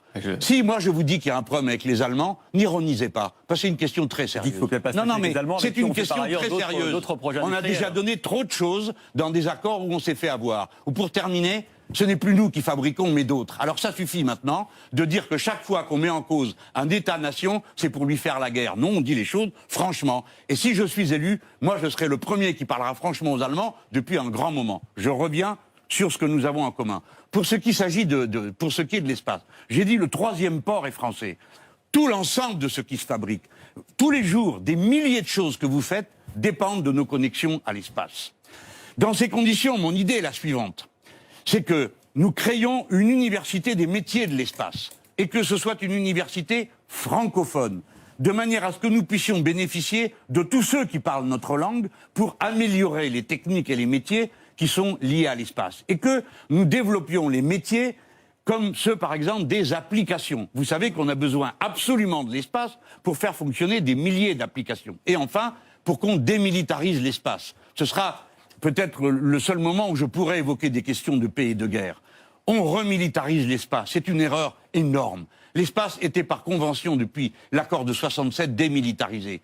5 pays sont en capacité de tirer depuis la Terre et de détruire des satellites dans l'espace. Je crois que nous sommes le 6e, mais qu'on ne le dit pas. Ce n'est pas une bonne chose. De la même manière, depuis l'espace, on peut détruire des installations à terre et notamment bloquer toutes les connexions à terre. Pour nous, Français, sur la question de la dissuasion, c'est vital. Il faut aborder ces problèmes les yeux ouverts. Et pour ça, il faut élever le niveau qui nous permet de faire de l'espace une activité qui entraîne le reste de l'activité industrielle. Je reprends ma question, Monsieur Mélenchon. Est-ce que vous êtes d'accord que pour construire les leaders mondiaux français de la bioécothèque, des dispositifs médicaux, des vaccins, etc., il vaut mieux inciter les investisseurs à investir dans ces entreprises en France plutôt que d'interdire les délocalisations? Je crois que les deux feraient l'affaire. Mais je vais vous donner un exemple qui va sans doute vous percuter. Il y a une entreprise qui s'appelle, est-ce que c'est PPG, je crois. Qu'est-ce qu'ils fabriquent? Ça a l'air de rien comme ça, du mastic pour le spatial. Sauf que c'est le seul brevet qui sait faire ça. La seule possible, ce mastic, PPG Beson, a été racheté par un fonds de pension. Le fonds de pension, il fait ce qu'ils font toujours, c'est-à-dire il reste un moment, puis après, ils vendent tout, et ils partent avec les brevets. C'est ce qui nous est arrivé, notamment pour une bonne partie pour Alstom, au point qu'on ne pouvait plus les rattraper. C'est la raison qui a conduit au fait que nous voulons analyser la possibilité d'empêcher que l'on embarque les brevets quand on vend une entreprise, qu'on puisse partir avec les brevets quand ils sont français d'origine. Alors évidemment, ça peut choquer l'inventeur français qui se dit « j'y gagnerais davantage si je pouvais le sortir en même temps que le reste ». Mais moi, je préfère qu'on dise que si on ne protège pas les savoir-faire, après, qu'est-ce qui vous reste? Il vous reste l'interdiction. J'ai compris. Conduit les investisseurs, les entrepreneurs, à ne pas investir, à ne pas entreprendre. Les entreprises américaines, on leur interdit rarement d'être achetées, elles restent aux États-Unis. Non mais bon, on a compris. On fait des paris différents sur le raisonnement humain. Ouais. Moi, je crois que rien n'empêchera un chercheur de chercher et de trouver. Et que quand il a trouvé et qu'un brevet est déposé, il est là. C'est à nous, les responsables politiques, d'organiser ce qu'on fait de tout ça. Mais je vois pas où est l'inconvénient à interdire qu'on sorte. Parce que vous voulez dire quelqu'un trouverait quelque chose et n'aurait qu'une hâte, vite foutre le camp avec. Non, je ne le crois pas. Allez, je crois qu'il y a plein de gens qui ont envie de faire profiter leur pays. Tout le monde n'est pas mu que par la cupidité. Oui. Jean-Luc Mélenchon, on arrive au bout de l'émission et pour terminer, on a demandé aux Français comment ils évaluaient votre programme économique dans sa globalité. Non, faites pas cette tête parce que vous allez être content. On va commencer par ce qui va vous faire plaisir. Vous êtes auprès des électeurs de gauche celui qui convainc le plus parmi tous les candidats de gauche. Regardez, les sympathisants de gauche vous font confiance. Devant Anne Hidalgo, devant Arnaud Montebourg ou Yannick Jadot pour relocaliser sur le territoire français, pour améliorer leur pouvoir d'achat et, de manière générale, pour mener une bonne politique économique. En revanche, Jean-Luc Mélenchon, si on élargit à l'ensemble de l'offre politique et à l'ensemble des Français, donc, vous dégringolez à la 7e place derrière Emmanuel Macron, tous les candidats des Républicains, Marine Le Pen et Arnaud Montebourg aussi. Idem pour la relocalisation ou l'amélioration de pouvoir d'achat, Emmanuel Macron, Xavier Bertrand ou Marine Le Pen font mieux que vous. Donc vous avez convaincu, déjà c'est pas mal, votre camp, Il reste. On s'en charge. C'est pas les plus faciles à convaincre. Ah bon, vous croyez? Le plus dur, ça sera les autres, non? Oui, mais regardez, c'est Mais il n'y a normal. pas des écarts énormes. Si Non, on regardait c'est Emmanuel Macron, 30%, vous êtes à 28%. Au pouvoir d'achat, on parle du sur le pouvoir d'achat. Oui, oui, non, mais bon, c'est normal que ce soit comme ça. Mon point de vue est tellement hétérodoxe, tellement contraire à l'idéologie dominante, que les gens se disent, bon, on le trouve sympa, peut-être, hein, ou pas du tout sympa, il est bon. Mais peu importe, ils disent, oui, mais enfin, on aimerait bien, comme me disaient les anciens quand j'allais avec mon petit programme commun. Oh, la retraite, c'est bien, vous y croyez, mais ça sera pas pour nous. Donc beaucoup de gens se disent, c'est pas possible ce qu'il dit. Je ne peux rien faire d'autre que de montrer la cohérence d'un raisonnement. Et puis, après, c'est la démocratie. On convainc, les gens votent pour vous. Et ils votent pas pour vous, une autre politique s'applique et on applique tous la loi. Je crois qu'on en est tous au même point. Donc moi, je voudrais convaincre qu'une autre manière de faire fonctionner la société est possible. Je voudrais convaincre que le progrès social, le progrès écologique est la condition du progrès économique. Que le goût de la vie, le goût du futur, l'idée d'aider les autres avec des techniques nouvelles pour la santé, pour ci, pour là, pour explorer le monde. Tout à l'heure, on a évoqué deux hommes d'affaires américains sans scrupules qui bénéficient de contrats avantageux de l'État nord-américain et viennent nous faire concurrence. Mais nous, les Français, nous avons fait tout ça sans l'aide de personne. Nous avons fait la fusée Ariane, nous avons fait toutes ces choses magnifiques. Tout à l'heure, on nous a présenté, M. Pouletti nous a présenté des inventions qui sont là sur le terrain. Nous savons tout faire. Si nous sommes capables de nous emparer de cet enthousiasme, alors on changera le monde. Et c'est pas parce qu'on n'est que 68 millions qu'on va pas y arriver. On va y arriver. Mais je comprends que les gens se disent, oh là là, ce gars, il a l'air bien. Alors voyons, hein. N'allons pas prendre de risques. Et puis, regardez comme on vit bien quand on est un Allemand. Bien sûr, personne n'y a été, et personne ne sait à quel point on vit mal quand on est un Allemand. Pour conclure, Jean-Luc Mélenchon, Oui. vous avez donc devant vous des chefs d'entreprise qui ont discuté, dialogué, parfois âprement, en tous les cas qui ont fait entendre leur position, vous aussi. Est-ce que vous avez, je sais pas, un petit message à leur dire, à ceux qui sont là? Et derrière eux, évidemment, c'est d'autres chefs d'entreprise. Vous avez une minute. D'abord, je leur dis merci. Je leur dis que moi, j'aime la contradiction. Parce que c'est ce qui fait réfléchir. La bonne politique, elle ne naît pas du consensus, contrairement à ce qu'on a pu raconter. Elle naît du dissensus. On n'est pas d'accord, donc on discute. Et les points de vue bougent pendant qu'on discute. Mon propre point de vue a, au fil du temps, bougé sur de nombreux sujets. Alors on me dit, vous changez d'avis, ben encore heureux. En 2 heures, il a bougé un peu, là? Pardon? En 2 heures, il a bougé un peu? Non, parce que je connaissais à peu près les registres. Messieurs, dames sont assez classiques. Non, par contre, je sais que je vais discuter plutôt. Bon, je sais bien avec qui je vais discuter ensuite de la suite des événements, et surtout avec ceux qui sont apparemment les plus opposés à mon point de vue. Ça m'étonne pas, c'est ceux de l'UIMM. Mais ils m'intéressent beaucoup parce qu'ils sont dans des branches. Non, mais ils sont dans des activités qui sont fondamentales dans la production de ce pays. Moi, j'appelle les patrons, pour pas dire les petits patrons. Je ne fais pas. Pour moi, c'est pas pareil. Une entreprise qui a un chiffre d'affaires X avec une entreprise qui a un chiffre d'affaires X fois 100, fois 1000, etc. Une entreprise du CAC 40 et vos entreprises, c'est pas la même chose. Et si vous savez pas quoi faire, lisez ce qu'a écrit cette dame qui est là devant moi et qui a fait une très belle tribune pour dire que les grandes entreprises qui prétendaient se recentrer sur leur corps de métier, leur cœur de métier, au lieu de couvrir un ensemble d'activités. Vous voyez, Paola, non, mais je dis, écoutez, ça c'est de l'économie concrète. Il ne faut pas que les entreprises, les grandes entreprises, se ferment. Merci et c'est ça beaucoup. Et surtout, s'ils pouvaient traiter leurs salariés mieux, ça serait bien. Je ne parle pas de vous, je ne sais pas comment Merci beaucoup. Merci Jean-Luc salariés. Mélenchon, en tous les cas, d'avoir accepté de débattre. Merci beaucoup. Merci de l'invitation. Merci à vous tous d'avoir participé à ce débat. On a vu qu'il y a eu un vrai débat. C'est comme ça qu'on fait une bonne émission. Merci Nicolas Dose, merci Emmanuel Le Chypre. Merci à vous tous. Et rendez-vous à la prochaine fois.